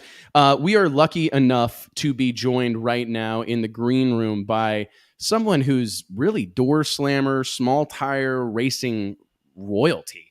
The one, the only, Chuck Ulsch, fresh off a huge win at the Northeast Outlaw Pro Mod Association event this past weekend at Cecil County Dragway. Chuck, man, where are you tuning in from? That's a cool looking spot. The man cave. This is my shop. Yeah. I have an automotive repair business in Baltimore, Maryland. It's my little office. I love that. Yeah, it looks good, man. It looks good. Well, take us through a little bit. We were talking earlier in the show.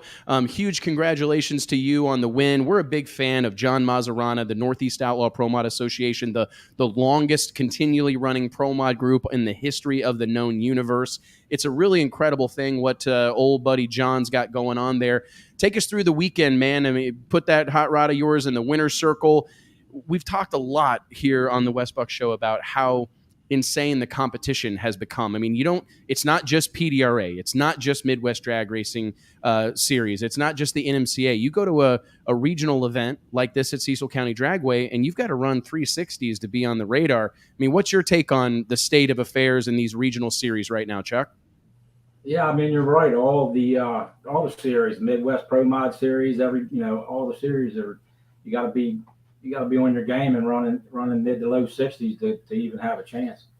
Seems like it's kind of crazy. Our deal started out. We were behind 8 ball a little bit, getting some parts and stuff over the winter. I guess a lot of people had the same type issues. We made a couple changes. I made a couple changes to my program as far as converters and fuel system and some shocks and stuff like that. And came out to PDRA because I was under the gun. I didn't have any test sessions and didn't go like I wanted to go. Didn't really do anything good. Didn't qualify.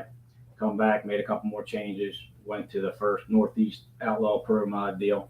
And we ran a couple 61s right in a row. And, we had the car pretty much dialed in. Unfortunately for the first one, Steve King, he usually qualifies in the top 5 and somehow he didn't. He qualified number 16 and we met up first round. So it's kind of like the perfect storm. Track was it was real good. The air was perfect. So it was right down his avenue. I knew he was going to run and he just beat me on a hole shot.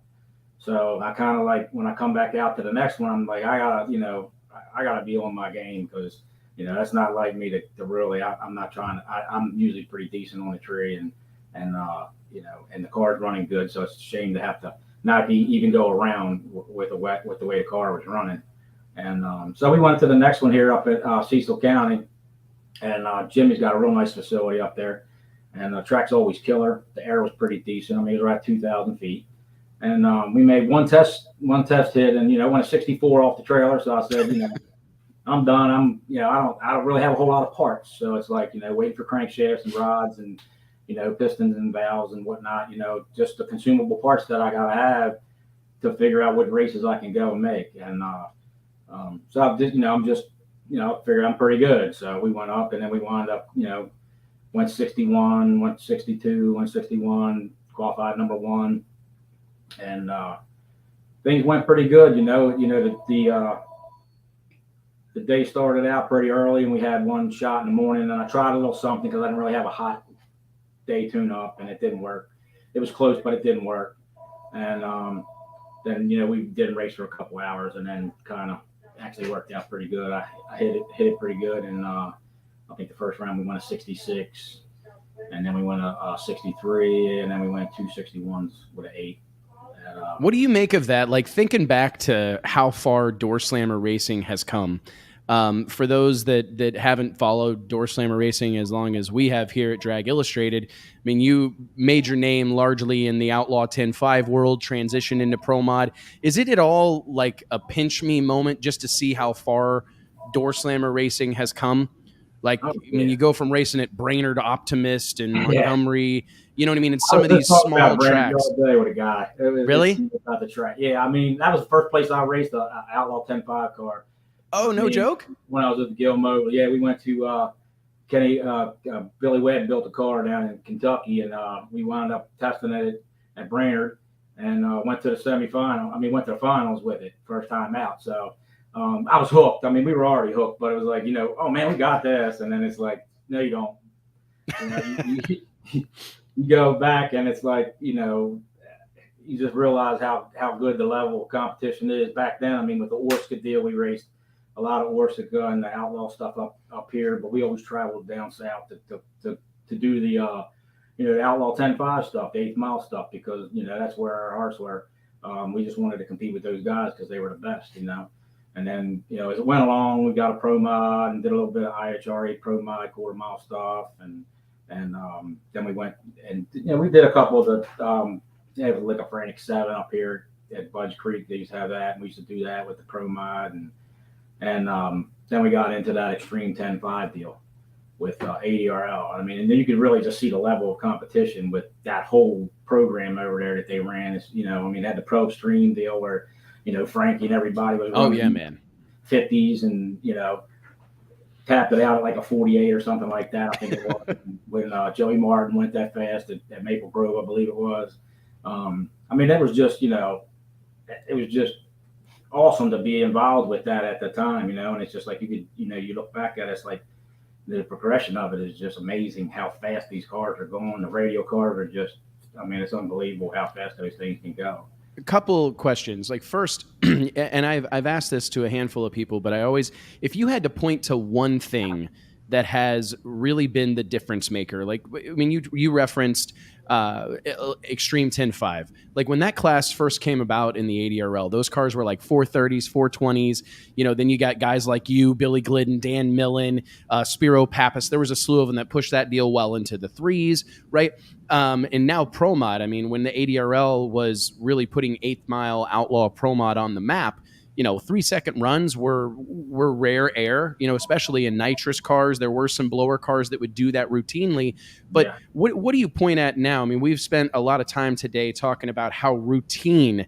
I mean, it's hard for me to wrap my head around the fact that there were 8 cars in the 360s this past weekend at Cecil County. That type of performance historically has been something that only happens at quote unquote national events. Now it's happening at your regional races. Like, I mean, heck, you can go to Piedmont Dragway in North Carolina on a Thursday night and probably see some 370 cars. I mean, it's really crazy. What do you point to as being like the number one? And I mean, is it suspension? Is it the electronics that are on the car? Is it the quality of parts? What is it that you think has contributed the most to this escalation of the performance of these cars? I would think probably the electronics portion of it and torque converter. Power is power. We've had a lot of power. We're making a lot more power with things nowadays, but my engine program is 4 or 5 years old with the stuff that I have. It's not latest and greatest by no means. I just keep it. I try to keep it as good as I can, as fresh as I can, and just try not to run on the ragged edge, so to speak. But I mean, with the electronics and the technology that they have nowadays, I mean, back years ago, you only had like a 6-shooter and stuff like that, where you could do a real little bit of manipulation with timing and whatnot. And now it's like you can do so much with so much electronics, fuel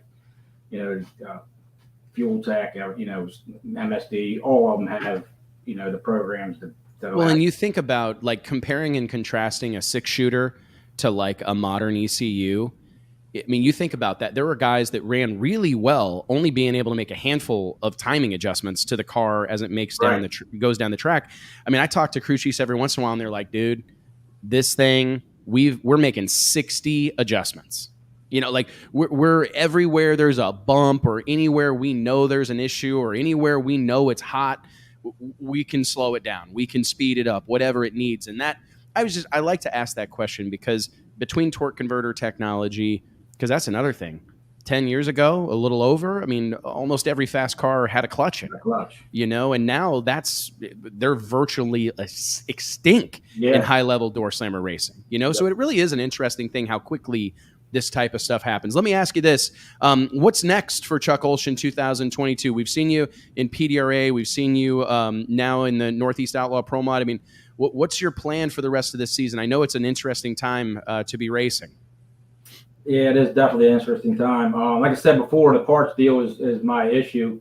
I'm sure a lot of people are dealing with that same way. I don't have an overabundance of parts. I have enough consumable stuff to maybe go for half of this year, and I'm waiting on some more stuff to come in. So I mean, I plan on doing like there's a PDRA race that's coming up next week. I mean, 2 weeks, 3 weeks actually, 3 weekends at MIR. Yeah, that's in your backyard, yeah. Track. So we plan on going there. I was going to go to the race at in Empire, but for the Northeast Outlaw deal, that happens to fall on Father's Day, and we have that weekend, so we have a couple obligations that we have to take care of. So these things are more important, and the racing will always be there for me.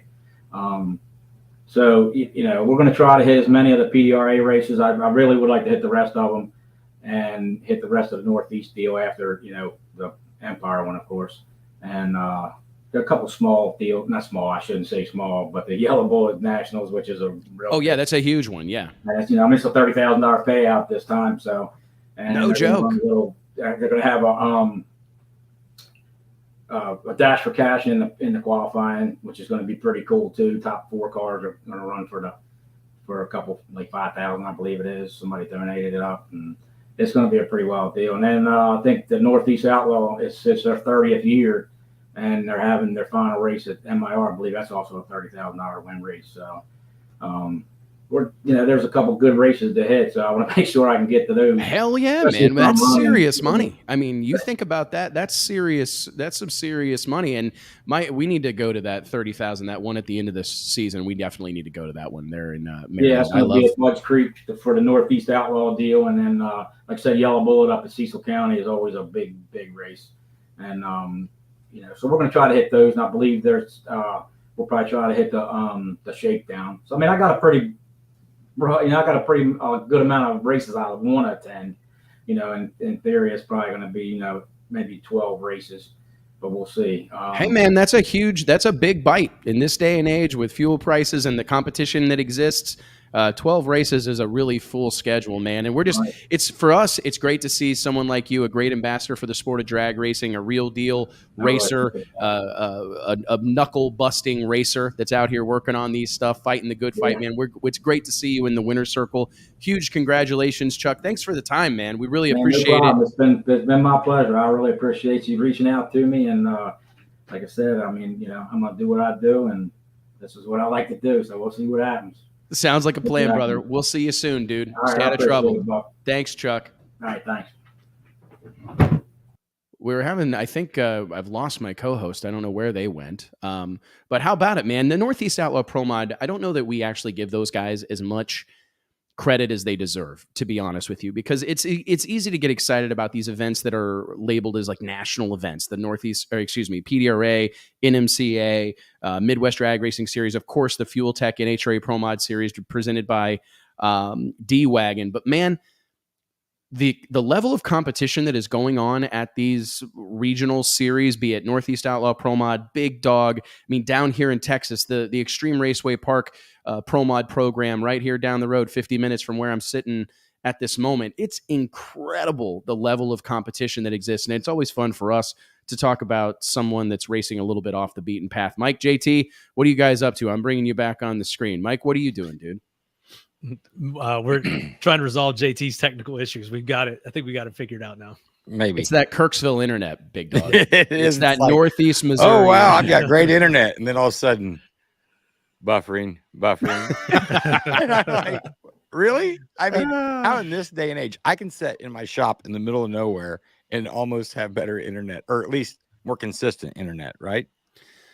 It is wild, man. And I do think it's crazy. I mean, don't get me wrong. You can live stream something, you can use your iPhone, but it really is crazy, the technology that exists. Like I do get a touch frustrated when people flip out about buffering or flip out about the circle of death, because it's like, man, we're asking a lot of like somebody holding an iPhone in the grandstands, or, you know, a fly-in kit that's being shipped to a racetrack with no like professional people involved because the resources aren't there to do it. You know, the only way to do it's like a satellite truck, like what Fox has. And I mean, I think Flo has something similar or is getting close to that. But I mean, that's what it takes at a lot of these tracks. They're built obviously in rural areas where there is no cell coverage. Someone in the comments earlier made a good comment. If you have great cell coverage at a drag strip, beware that place is probably going to get shut down by a neighborhood sometime soon. I mean, that's because true, if the right? if the cell tower has made its way out there, then it's on the radar. Yeah, you're too close. It's probably about to go south for drag racing there, and it's going to be a metropolis before you know it. And that's true. And I think that's what you're contending with on a lot of this stuff. So we, again, spoiled is probably the word for most of us when we talk about internet, when we talk about how quick and how fast these cars are. We've touched on all that. But speaking of streaming from a cell phone from the stands, that's how we view most of our NPK racing. If you follow our buddy Kevin Stevenson and his gang and all the groups that they run, you can catch a live feed or two from the stands of NPK. So let's talk about No Prep invading National Trail this past weekend. Man, by all accounts, a huge crowd turned out for the No Prep Kings trip to National Trails Raceway. Man, that is a track, Ohio. We talk about it a lot. Rabid racing fan base there. I mean, there's just a lot of drag racing. I don't know if it's just the IHRA roots in that area or the amount of big cities that exist in Ohio, but there are a lot of race fans in Ohio. They came out in droves to National Trail. It's cool to see a track like that kind of fell out of rotation. We weren't seeing much from it. They were at different times. It's been closed or sold or whatever. So it was great to see that place packed full of people and really great racing, man. Manny Bajinga and the Fred Mustang, Team Fred, Team Red, whatever you want to call it. They put that thing in the winner's circle again. We saw a big debut from Marty Robertson and the Badfish Barracuda. And of course, Ryan Martin doing what Ryan Martin does in No Prep Kings competition. What do you guys make of this situation that exists with Ryan? Like, we're seeing the new cars show up.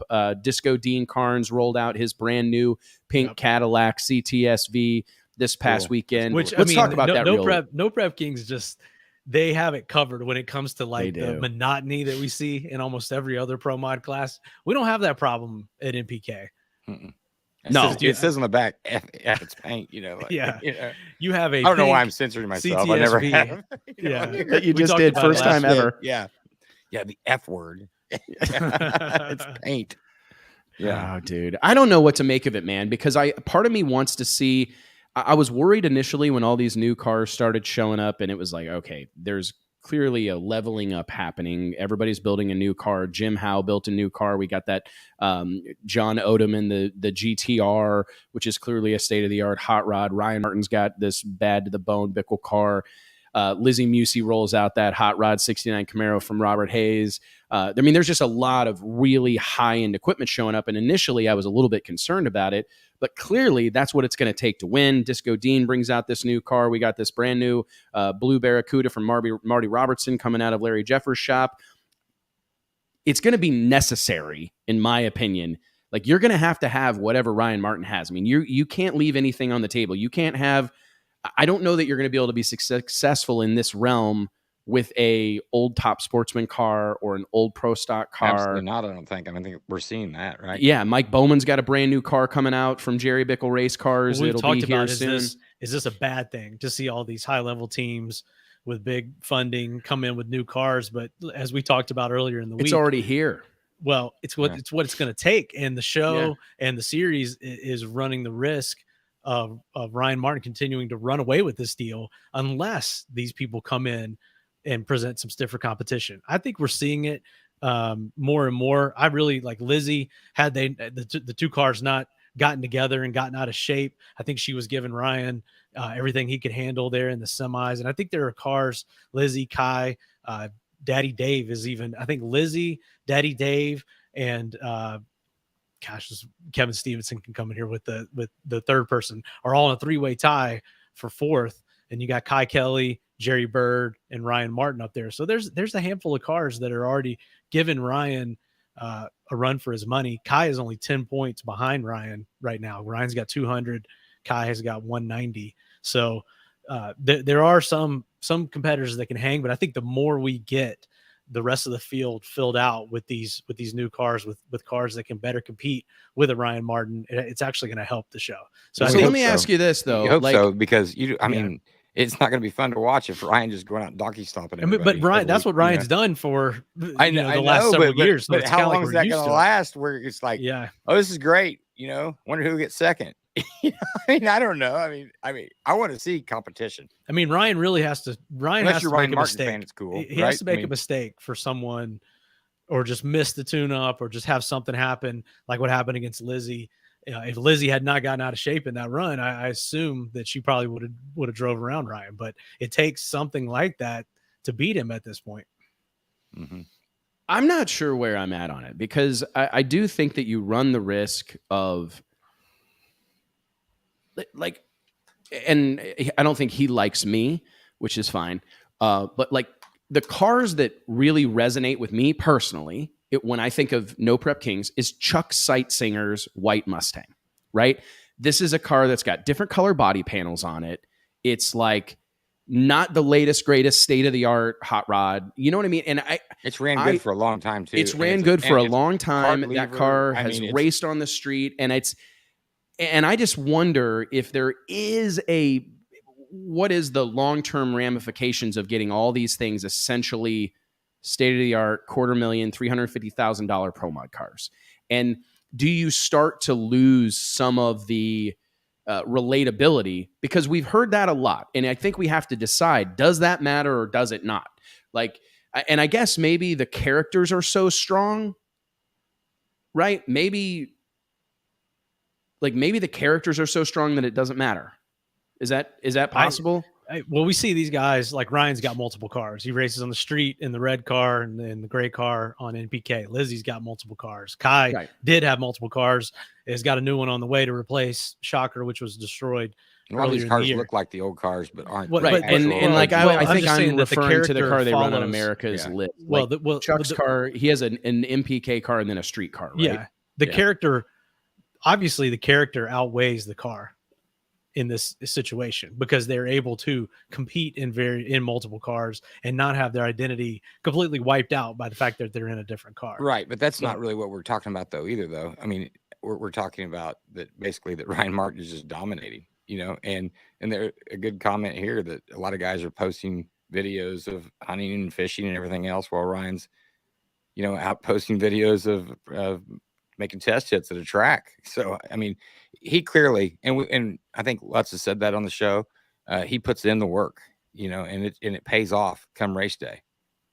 But he's got the resources to do it. He does have the resources to do it. And it's like, it really is an interesting thing. And if we decide here today that it doesn't matter what car any of these guys drive, I think that makes the NHRA look even worse for being in the situation that they're in, because they clearly haven't done a good enough job of promoting their stars. They've made it so much about the cars, because we hear that all the time. Like, I'm not into NHRA, those stuff's so far gone. You know what I mean? And Top Fuel, they don't even look like cars. Funny cars don't look like cars, right? I mean, you hear that type of thing, but now we're basically acknowledging that within the confines of No Prep Kings, it doesn't matter. I think they've kind of showed us that. I mean, it's the story. That's what Drag Illustrated was, right? Yeah. When you started it, isn't that correct? 100%. I guess I told that whole story just to kind of toot our own horn that we've been saying this for like 100 years, that we have to make it about the people. Like the thing that we have to make this about is the human beings. It's very, very difficult to develop an emotional relation or an emotional connection with a car. Like it can be done, but it's typically something that happens between a driver in a car, not a fan in a car, right? I mean, it can happen. There are exceptions to the rule, but by and large, connections happen between people. How many times have you guys heard me tell my Dale Earnhardt story, right? Seeing a number 3 in loving memory of Dale Earnhardt, number 3 in the back glass of a Toyota truck or the back glass of a Ford truck as I'm driving down the interstate. That tells me that person doesn't care at all about what kind of car Dale Earnhardt drove. They liked Dale Earnhardt for the person that he was, the intimidator, the mustache, the sunglasses, the Wranglers, the bad attitude, wrecking people, like, right? I mean, that was what they connected to. No Prep Kings has done an incredible, unspeakably good job of demonstrating, showcasing these characters, and the cars are secondary. So it really probably doesn't matter that much what kind of cars they drive. I think they could get Murder Nova, Daddy Dave, Big Chief and Ryan Martin together and have them race mopeds and probably sell the place out. But in NPK especially, it does matter what cars they drive, because those top names, those personalities need to be in competitive cars.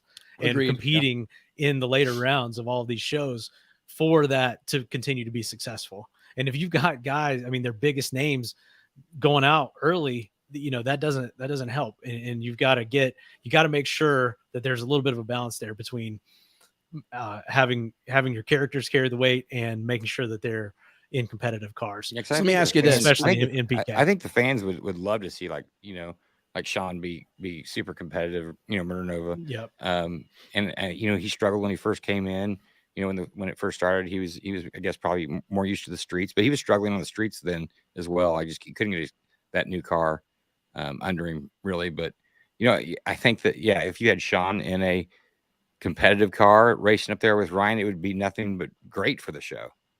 Well, what about these outsiders? Like we've talked a lot about it here on the show. Manny Bajinga, he joined us a couple of weeks ago.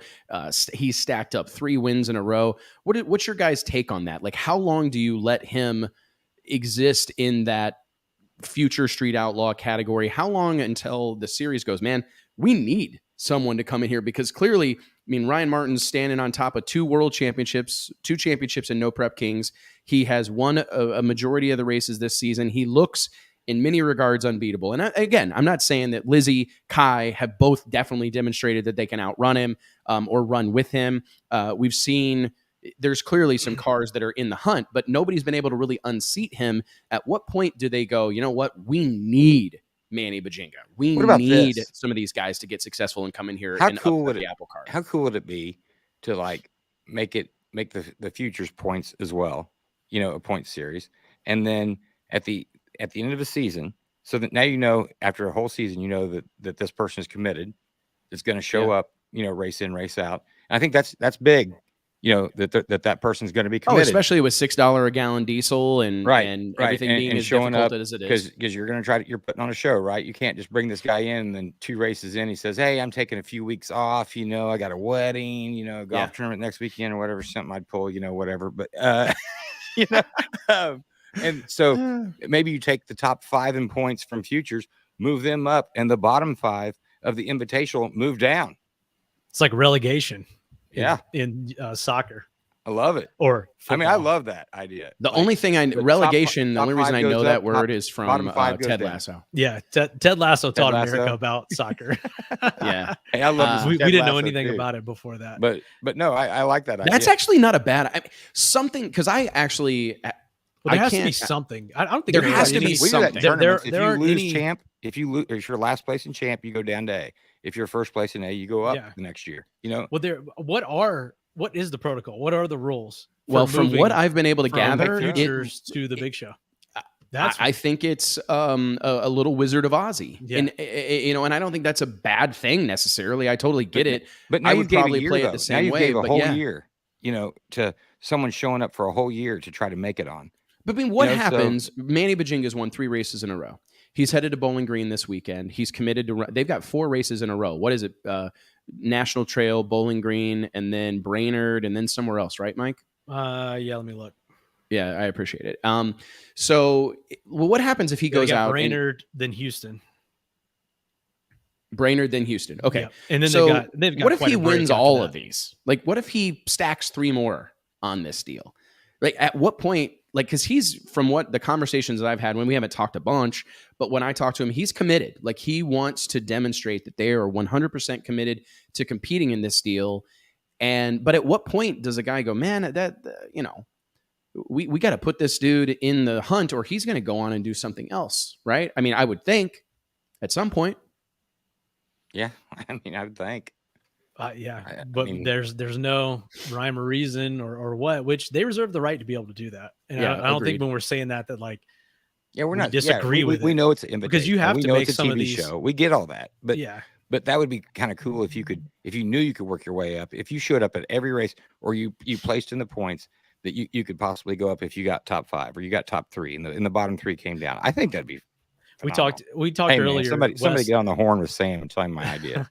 This deal is still evolving too. And you talked about patience and how much time it's taken, how NHRA has a 50-year head start on everybody else or whatever. You got to remember that too, that we're in season 5 of NPK. And I think that it feels like longer than that. Yeah. But it's going to continue to we've had evolve. the Street Outlaws and all the other spinoffs. I think as it becomes a more legitimate racing series, I think that we're going to see more things, maybe like what you're talking about, JT, be implemented instead of just whatever Pilgrim comes up with behind the scenes. Yeah. Yeah. I will tell you that I am massively fascinated with what's going on with No Prep Kings. Like, you guys had me join, or you guys invited me to join some Facebook group. And I believe it's the group that Kevin Stevenson runs, right? The No Prep King Spoilers group. Yeah. And I was just looking through the comments, like the commentary and the care, like stats. Have you seen the stat guy? There's a stat guy in there that's got it all laid out. And that type of like the opinions that exist, and people like bring these big opinions like, hey, I don't like the way this is happening, or here's what I think is happening. I'm going, that is such an incredible sign of progress, right? I mean, like, if you want to know if you're making a difference, those groups like that where people are having ongoing discussions about what's happening at these races. I mean, I hate to say it, but I mean, I don't see that anywhere else in our sport right now. It was a little bit like that with radio, but this is like times 50, because I mean, I'm going to tell you what, there's hundreds of those groups out there. And I mean, there's good ones or better ones than other ones. And some of them are just nothing but hate, but yeah, I mean, there's groups all over about it, and a lot of talk about it, and a lot of informed people, a lot of, not it is right. Well, I think it's kind of interesting. That's fans. That's fans of any sport, though. Like, you go to your favorite football team, and I mean, the rose-colored glasses from some of the commenters is so bad. You're like, oh my God, I think they would love anybody they threw on the field. Yeah. So it's something else. I get a kick out of it, man. I really do. I think it's funny. Like, we need more of it. That's one of the things that we've talked about a lot on the show, that people are afraid to be fans. And we don't see that in the No Prep Kings world. Like, people are completely comfortable being a fan of their driver, or a fan of a certain group, or a fan of a certain area code or whatever. We don't have that as much in drag racing. I joke, but I'm telling you, I mean it. If we walked into a Walmart and saw somebody wearing a John Force Racing shirt, and you walked up and asked them about it, like, hey man, what's the story? You a big drag racing fan or whatever? I guarantee you they would tell you some bullshit story about how they used to crew on John Force's car in the 80s or whatever, and they gave me this shirt, because no one wants to just say, no one wants to just say like, oh man, I love John Force. You know what I mean? But that doesn't exist in the No Prep Kings world, and it's a very interesting thing that I wish we were able to harness more of. I had a conversation one time with Big Chief. We were in Las Vegas at some restaurant inside the Aria, if I remember correctly. Yep. And he was talking about how, he was kind of he was mentioning me, Drag Illustrated. He's like, you have black shirt wearing fans. Like, you have people that have Proline shirts, that wear Fuel Tech shirts, that follow you and support what you do. I have casual fans, people that don't have a FT 600, right? That don't have a blown alcohol Hemi between the frame rails of something in their garage, right? And that is just such an interesting thing to talk about, that difference. And that's what I really think that they're capitalizing on, is they're developing a fan base of people that are just genuinely enthusiastic about what's going on, the action, the drama, the characters, the personalities. And I mean, watch the NHRA broadcast this weekend and a 5-minute segment on how a clutch works in a Top Fuel car or whatever. I mean, there's a considerable effort. I know you have to do a certain amount of that educational type of stuff, but it's a different deal. You know, I mean, does any of that make sense? I'm just Absolutely. Yeah. I mean, it's an interesting thing, man. I'm glad I think for also, it. Brian McCaddy in the comments brought up Paige Coughlin, how she's going to be debuting in the future soon. We'll see what happens with that. How will her path differ or be similar to Manny's? We'll see how that whole deal plays out. Excited to see her finally making her debut as well. Did you guys look at any of the pictures of that car? Looks good. Yep. Dude. Good. So is that like a metallic black and then a gold chassis? So they like painted or powder coated the chassis gold? Now you're speaking my language right now. I mean, I was wondering if it was a metallic black or if that was just like dust on it or something, but it looks like a metallic in some of the pictures. Ooh, man, I'm a big fan of it. I'm excited for that. How about Marty Robertson showing up? I believe they're committed to the next several races or whatever, intend to be there. I don't think they had the kind of outing they were looking for, but it was cool to see that car there, and it got a lot of talk, man. I mean, there was a lot of people that were very excited to see that car on the property. Do you think that there's room, like seeing the Manny Bajingas, seeing the Paige Coughlins, seeing the Marty Robertsons, and these people making that? Do you guys think there's room for a come one, come all, buy an entry fee or buy a tech card type of no prep, grand stage no prep program? I mean, do you think there's room in our sport for like an NHRA of no prep, where instead of Top Fuel, it's big tire, and instead of funny cars, small you'll tire? play second. Yeah, I think you'll play second fiddle. I mean, regardless, it's just, I mean, but do you almost need something like that, like a feeder series? Like, I don't know. They could put it on TV. It could accelerate the demise of it as well, because it kind of feels like what it was with radio racing. Once like Donald galvanized that whole class and got everybody together and made a big deal out of what at that point had been something that gets parked in the weeds, according to Donald, and is sort of an also ran or an addition to the big show, that sort of accelerates the demise. We talk about the big teams, the well-funded teams coming in. That coupled with some kind of series like what you're talking about could push this deal out of the kind of realm that it exists right now, which I think is what has made it so successful. Do you think that that's the mindset that like a Sam Corcus or the team at Pilgrim Discovery are really embracing? Like, is that? I think so. Because they're going, hey, we have to slow I'm this not as deal smart down. as Sam. But maybe that is what he's thinking. It almost feels like it. And I think that's a really interesting perspective, because it's like, man, we've got to protect this deal from itself. How many times have we said that? Like, racers are going to find a way to go faster. They're going to find a way to push the envelope. They're going to find a way. They're going to innovate the fuse shorter. Yep. Like, they're going to find a way to make the wick shorter. They're going to find a way to make the cars faster. And that's an awesome thing. But it really has, in multiple instances, I mean, look no further than Radio versus the World. You get this influx of pro-level teams and pro-level technology and pro-level maintenance programs and pro-level preparation. And the next thing, you got a handful of these cars that are running 350s and a couple of them running 340s. And it accelerated the death, right? I mean, I'm not saying it's dead, but it's certainly accelerated. I mean, it's not what it once was. And you can't look any further than how fast the cars have gotten and how high the competition level Jamie has Hancock gotten. just wouldn't have kept that pro mod in there, right? Well, but it's an interesting thing, right? That was it. I think that was the first one, right? Yeah. And then letting it stay. Yeah, it was. Yep. Yeah. I mean, you know what, Mike, you make a great point. I hadn't considered that maybe it's a self-preservation exercise where it's like, man, I know that we could do something really cool, but it would be short-lived, right? Like, and he's probably looking at this as, how do we get to season 10? How do we get to season 15? What spin-off opportunities exist? I guess I was just looking at it through the lens of, is there a spin-off opportunity for a series to be developed that's maybe secondary to the show, that could be a place where you develop stars, give them opportunity to go race, and then move them into the show or whatever. Like, I don't know. I think that something like what you're talking about could exist, but it wouldn't be sanctioned by Pilgrim, Discovery, NPK, that whole deal. It would be something. It'd be an independent event or series of events. But I think they could do something like that with a series, though. Yeah, and then it could filter into it. I don't think that you'd have to have, at first, I think that was so popular. No Prep Kings was just because of the stars of the show, of all the different shows coming over to race in it. So it might start off slow, but I think it would actually work. It would be interesting. It'd be fun to see. I don't know. I mean, because then you're going to have a lot of drag racers actually tuning in too. If you have Manny and,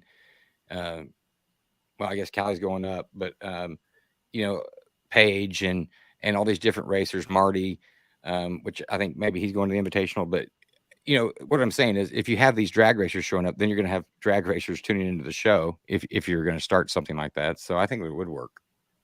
Then they're going to need to make that, because there's always going to be churn, right? So you have somebody tear stuff up, or you have somebody go through a divorce or sell their business or whatever, right? Maybe they quit racing. You're going to have to create a platform for that people to come up, and they've done well with that, with the future stars, and there's obviously room for that, but they're going to have to make that more enticing. And we've seen time and time again that big money isn't always a difference maker. It makes a difference, but what people are seeking when they get involved with Street Outlaws, No Prep Kings, is they're looking for airtime, man. They're looking for an opportunity. And I wonder if maybe a spinoff show. We joke about it, and that sells shirts, and that makes money for the program, to be able to afford that gas to get out there. So you can't blame them a bit. I get it. I mean, everybody's looking for stardom of some sort, right? I mean, I surely think so. You never go do anything if you didn't. So no, I agree 100%. Pilgrim wants their stars winning that. Yeah, I mean, I know that they're certainly protecting their cast and characters. But I do wonder, like, what is the next step? What is the progression of this deal? And that limited inventory thing, I mean, we've seen it work time and time again. The fact that everybody wants to be on that show, but nobody can, I mean, is the deal, right? I mean, that's what they're trying to lean into. What else do we have as far as race coverage goes, guys? I've done a horrible job with script reads here today, so let me actually slide one of those in right now and take a minute to remind each and every one of you that the Wes Buck Show is brought to you by our friends at Redline Synthetic Oils. Redline has a reputation with racers and hardcore enthusiasts for creating products that perform and protect better than any on the market, and they've been doing it since 1979. Whether it's your race car, your tow rig, your motorcycle, or your lawnmower, when you think about lubricants, you need to think about Redline. For more information, log on to redlineoil.com. And I also want to remind you that the show is brought to you by way of Stroud Safety. Each and every episode, Stroud Safety is known for their top quality racing safety equipment, from drag chutes and seat belts to fire suits, gloves, and blankets, all 100% made in America. Log on to stroudsafety.com/Wes. That's stroudsafety.com/WES to be entered to win automatically a free set of Defender Series seatbelts from my friends at Stroud Safety. We've got a fantastic article in the brand new issue of Drag Illustrated magazine highlighting the many women who make a difference inside the walls of Stroud Safety, right up the road from me, 3 hours north in Oklahoma City. Check it out, stroudsafety.com/Wes. Guys, we are kind of rolling in here to the closing moments of the show. Anything we need to touch on or dive into before we get the shoots out? I see, Wes, you guys need to have a World Series of No Prep. I own the domain. I agree. I own World Series of NoPrep.com. That's all that matters. If you have the domain, somebody find us a sponsor that's willing to give us about $500,000 for payouts or one payout. Yeah, man. Yeah, hell. I mean, and you know what? You know who does that? And this is that thing that I want to go back and remind everybody, go subscribe to Flow. Like, that's where that money comes from. It's going to come from a broadcast distribution partner. Like, people pay crazy money. The Fox, I believe it is, or NASCAR gets $800 million a year for their TV rights, right? I mean, that's where those huge purses that people make memes about come from, right? That's the revenue is NBA, from those. NFL. Same for NBA, same for NFL, same for Major League Baseball. That's where the salary cap is created from, based on the TV deal, TV revenue. Yep. Yeah. It really funds a major portion of pretty much every sport. I was listening to the Dale Jr. download, the Denny Hamlin episode. It's a really good one. If you haven't listened to it, they really kind of break down the NASCAR business model and the changes that are needed. And he pointed immediately to having access as a team owner to more of that television revenue. Like it's not realistic to think that all these 40 NASCAR teams are going to be able to finance themselves entirely on the back of sponsor dollars, especially in this day and age of influencers and a gazillion places you have to put your marketing dollars. That's a really tough sell. And revenue sharing, I believe, is what they call it. NBA does that. The big market teams share with the small market teams to try to level it out and spread the wealth a little bit. I think the NFL does too as well. Yeah, I think so. Yep. There has to be more of that, man. So anyways, guys, I think we didn't get to any of our Matt Hagan talk. We didn't get to any of our Mike Salinas talk. Matt Hagan has a mustache. Matt Hagan, let's roll that clip. Yeah, here. That's a good clip to end on. Yeah, it is. Same scenario they went through in Virginia, and that race this is Matt Hagan going head-to-head with Robert Height here. They leave. Robert smokes the tires. Matt Hagan has won a 4th NHRA New England Nationals, 392.2, 327.98 miles an hour, and so much for Height's undefeated record against Matt Hagan. Roughly the same scenario they went through in Virginia. This interview. We had check in with Joe Costello. Or wait, where's it at? Hold on, I gotta find it. 2 seconds. Apologies. Where is this freaking video? Matt Hagan on Epping. Hagan on team. This is a great one. Here we go. Stash. It's worth 17 horsepower, man. That's what I don't care what Dickie says on the computer. It's worth 17 horsepower. Like 10 foot-pounds of torque. If you're holding the trophy, it's not disputable, right? Yeah, I tried to use big words on top end. And I got all tongue-tied and stuff, and I was just like, the stash it's got validation. I was trying to say validation. I couldn't spit it out on the top end. And I was just like, all right, dude, stop trying to use big words, So anyway, just a great weekend, man. I can't say enough about Dickie. Obviously, the guy, nothing really needs to be said. The race car speaks for itself. He tunes the race car. Mike Knutson, Alex Conway, and all the boys wrenching on the car, man. They just do a great job. And, it's one of those things where I don't even think about it anymore because, each and every one of those guys have earned my trust with my life. You know what I mean? And that when you say that, it really does mean something. You can say it to say it, but those guys really, I do trust them with my life. So when I crawl in that car, I don't think about anything other than just leaving the starting line, and trust is earned, right? It's not just given over freely. You have to, you learn guys, they catch something here, or they don't send their car down the racetrack because of this, or, you have a parts deal. I mean, we can go back through it. I mean, can't even describe how many times these guys have caught something where I could have had a nasty crash out there, a big explosion or stuff like that. So that mentality of having that group of guys for so long and for them to be, tuning and wrenching and just putting a great race car underneath me. I mean, don't get me wrong, this is a new team with TSR, but we've been doing this 11 years, man. And we've had a lot of time to build, to grow, and, a lot of door slamming and ass chewings in the lounge, you know what I mean? But but that's what it takes to get here to this point, you know what I mean? And for me, it's one of those things I'm so proud of my guys. You know what I mean? You can sit up here and go wow, that's great. You're a great driver, but I'm nothing without them, man. And honestly, they truly deserve all the credit because, it's they do it all. You know what I mean? I pack some parachutes and, fill a little air bottle and I get to hang on to one of the fastest race cars in the country. You know what I mean? So it's incredible, So, I mean, I feel it's kind of funny. I feel bad taking the trophy home some days. You know what I mean? It's I should be giving all my trophies to these guys instead of me. Because it's one of those things where they truly have earned it, man. I get the highlights of it. So I'm just really proud of them. Man, I'm falling in love with Matt Hagan. Not literally. You've been in love with Matt Hagan. Well, I just appreciate. We're seeing more of that. The personality. We've been talking about this for probably a year now. Seeing more of Matt Hagan's personality and the way he opened that interview, is just a perfect like one-liner about his mustache. Do you think that any of this is like an ode to Gary Sells? It might be. He may just had a whisk broom get stuck to his face. I mean, who knows? I may get one for next week's show. I think it's a tradition. Could you? He's won the last few races at Epping with that stash.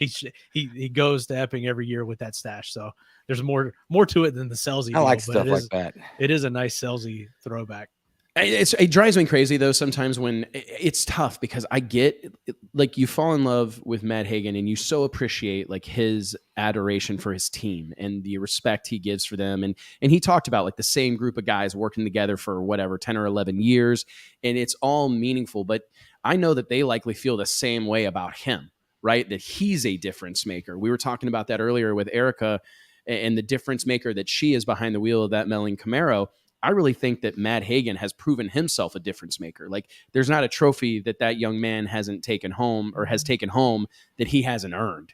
Right? I mean, we talk about Matt this year. They are that whole team. The driver. We talk about team and driver coming together and continuity. He made a great point that they've been together for 11 years, even though this is a new team at TSR. And that's something that we don't see a lot of it as much anymore. But when we do see the continuity, we usually see that it bear fruit. We usually see the success of that. Erica's team, I mean, the core of her team has been together for a decade, right?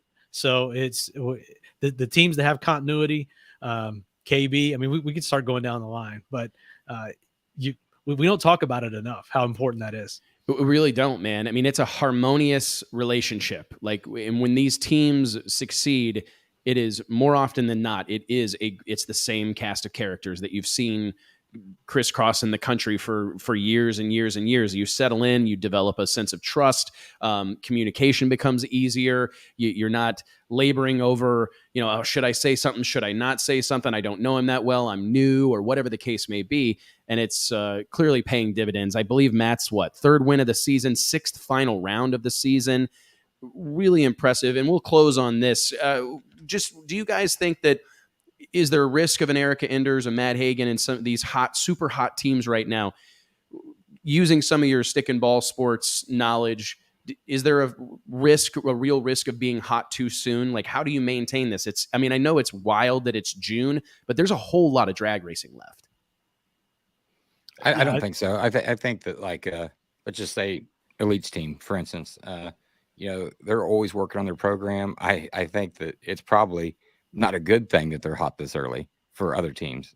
I mean, these teams they always excel. They get better as the year goes on. So I think it's different than stick and ball sports in that aspect. Because a lot of stick and ball sports, you start dealing with injuries. Yeah, I was gonna say injuries, but you have parts attrition, supply chain issues. We've had a couple of conversations. That could be a deal. That's kind of like having an injury on your race car that you can't come back from. So maybe some of that could start to play into it. But I think we also have to add Mike Salinas to this as well, with his win and how hot he's been to start the year. We'll see. I mean, we've really got 3 front runners. I think you could have Brittany Force into this list as well. Like, we'll see what happens with these teams as we go through the rest of the year. Look at the move Mike Salinas' car makes. Did you see that thing? I mean, I'm telling you, dude, 062 in the final against Justin Ashley. When you're leaving on Justin Ashley, you're doing some shit out here.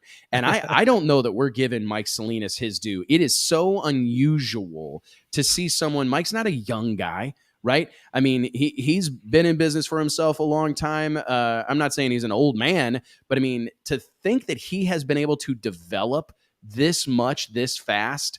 I mean, a couple of years ago, he would be the first person to tell you that he was the weak link on that Scrappers Racing team. And he is quickly proving that he is as good of a lever because it's becoming consistent. It felt like, oh, is he going to be able to keep this going over the long haul? But here we are headed into the summer months, and he is, like I said, leaving on guys like Justin Ashley. It's impressive, man. Time, man. Even though he's not a young guy or whatever you want to say, he's new still to Top Fuel Racing, still getting better, still has a lot of experience and things that he's putting together, and we're starting to see that. And I really think we're seeing some teams and some cars separate themselves from the pack right now. And will that continue for the rest of the year? If Hagan wins again in the next race, you might see everybody have handlebar mustaches at the following race. You might, man. They'll be with Sharpie and drawing them on, and that's what I would have to do. That's what happens. I mean, it would take me 6 months at with a sea. 2x4. Everybody will have. Man, I don't know what you guys are talking about. I can bust out some facial hair in one day, man. I got to shave twice a day. Mike will be one of the guys with the Sharpie. Hey, I think let's hear from Mike real quick. Let's see if I got it. How difficult was the earning this Wally for you this weekend? We got lucky this weekend. We'll say that. Al Shawini is helping me do some stuff on driving. We found something that we were doing wrong as a driver, and so he's working with me and helping me, and we're getting a little bit better. And in time, as we work through it, we'll get there. We got to keep winning. But Redline Oil, Impact Fire Suits, Valley Services, Pet Boys, all the rest of them. Wes and the guys at Drag Illustrated. Ready Mix. Thank you guys. Awesome. Love you guys. Thank you. He's got to learn the whole John Force thing where he just turns around and looks at the car and starts hanging Well, I love some Mike Salinas, man. A really great guy. And what a weekend for their family. He wins in Epping. His daughter, Jasmine, wins A-Fuel Dragster in Norwalk. I saw some videos on social media of them watching the final round on NHRA.TV. And it's just, what a contribution this family is making to the sport of drag racing right now. You see that group of guys that all have jobs working in the sport of drag racing because of someone like Mike Salinas. Pretty cool deal, man. Huge congratulations to that team, guys. And congrats to Justin Ashley on the finals. I mean, that team for an independent team, I think the Phillips Connect partnership, whatever they've got going on over there, it's paying dividends, man. I mean, he's a threat every week. There's no doubt about it, man. What do we got coming up next? Not as far as topics, but as far as drag racing stuff. I was about to say, man, what are we doing? No more topics. Show? No. Well, we got No Prep Kings. Racing, I'm just going to let everybody know we got No Prep Kings heading to Beach Bend Raceway Park in Bowling Green, Kentucky this coming weekend. We've got the Professional Drag Racing Association rolling into Maryland International Raceway in Budds Creek, Maryland at the end of the month. Race 4 of the season, June 23rd through 25th, 2022, the North-South Shootout, one of my favorite tracks in the United States of America, an awesome place. We also have Midwest Drag Racing Series headed to St. Louis next weekend for the next stop on their tour. What else? When's Northeast the next Outlaw is going to Empire that same weekend, the weekend of the 17th, and NHRA Bristol. NHRA Bristol. Father's Day weekend, man. And No Prep Kings will be in Brainerd that weekend as well. There's almost Father's Day weekend is a great weekend for drag racing. There's always great me events and my dad going on. Something happens. Watched a bunch of drag racing on Father's Day, many times. Yep. It's a great weekend for the sport of drag racing. I remember my dad winning a comp eliminator race at Eddyville Raceway Park wearing a Best Dad shirt, which is questionable. It was debatable. It's up for debate. But he was wearing a Best Dad shirt.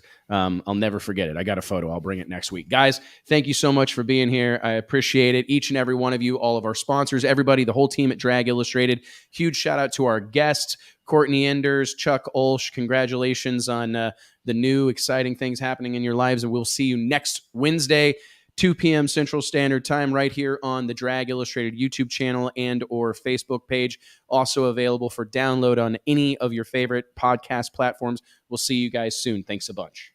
Thanks, everybody.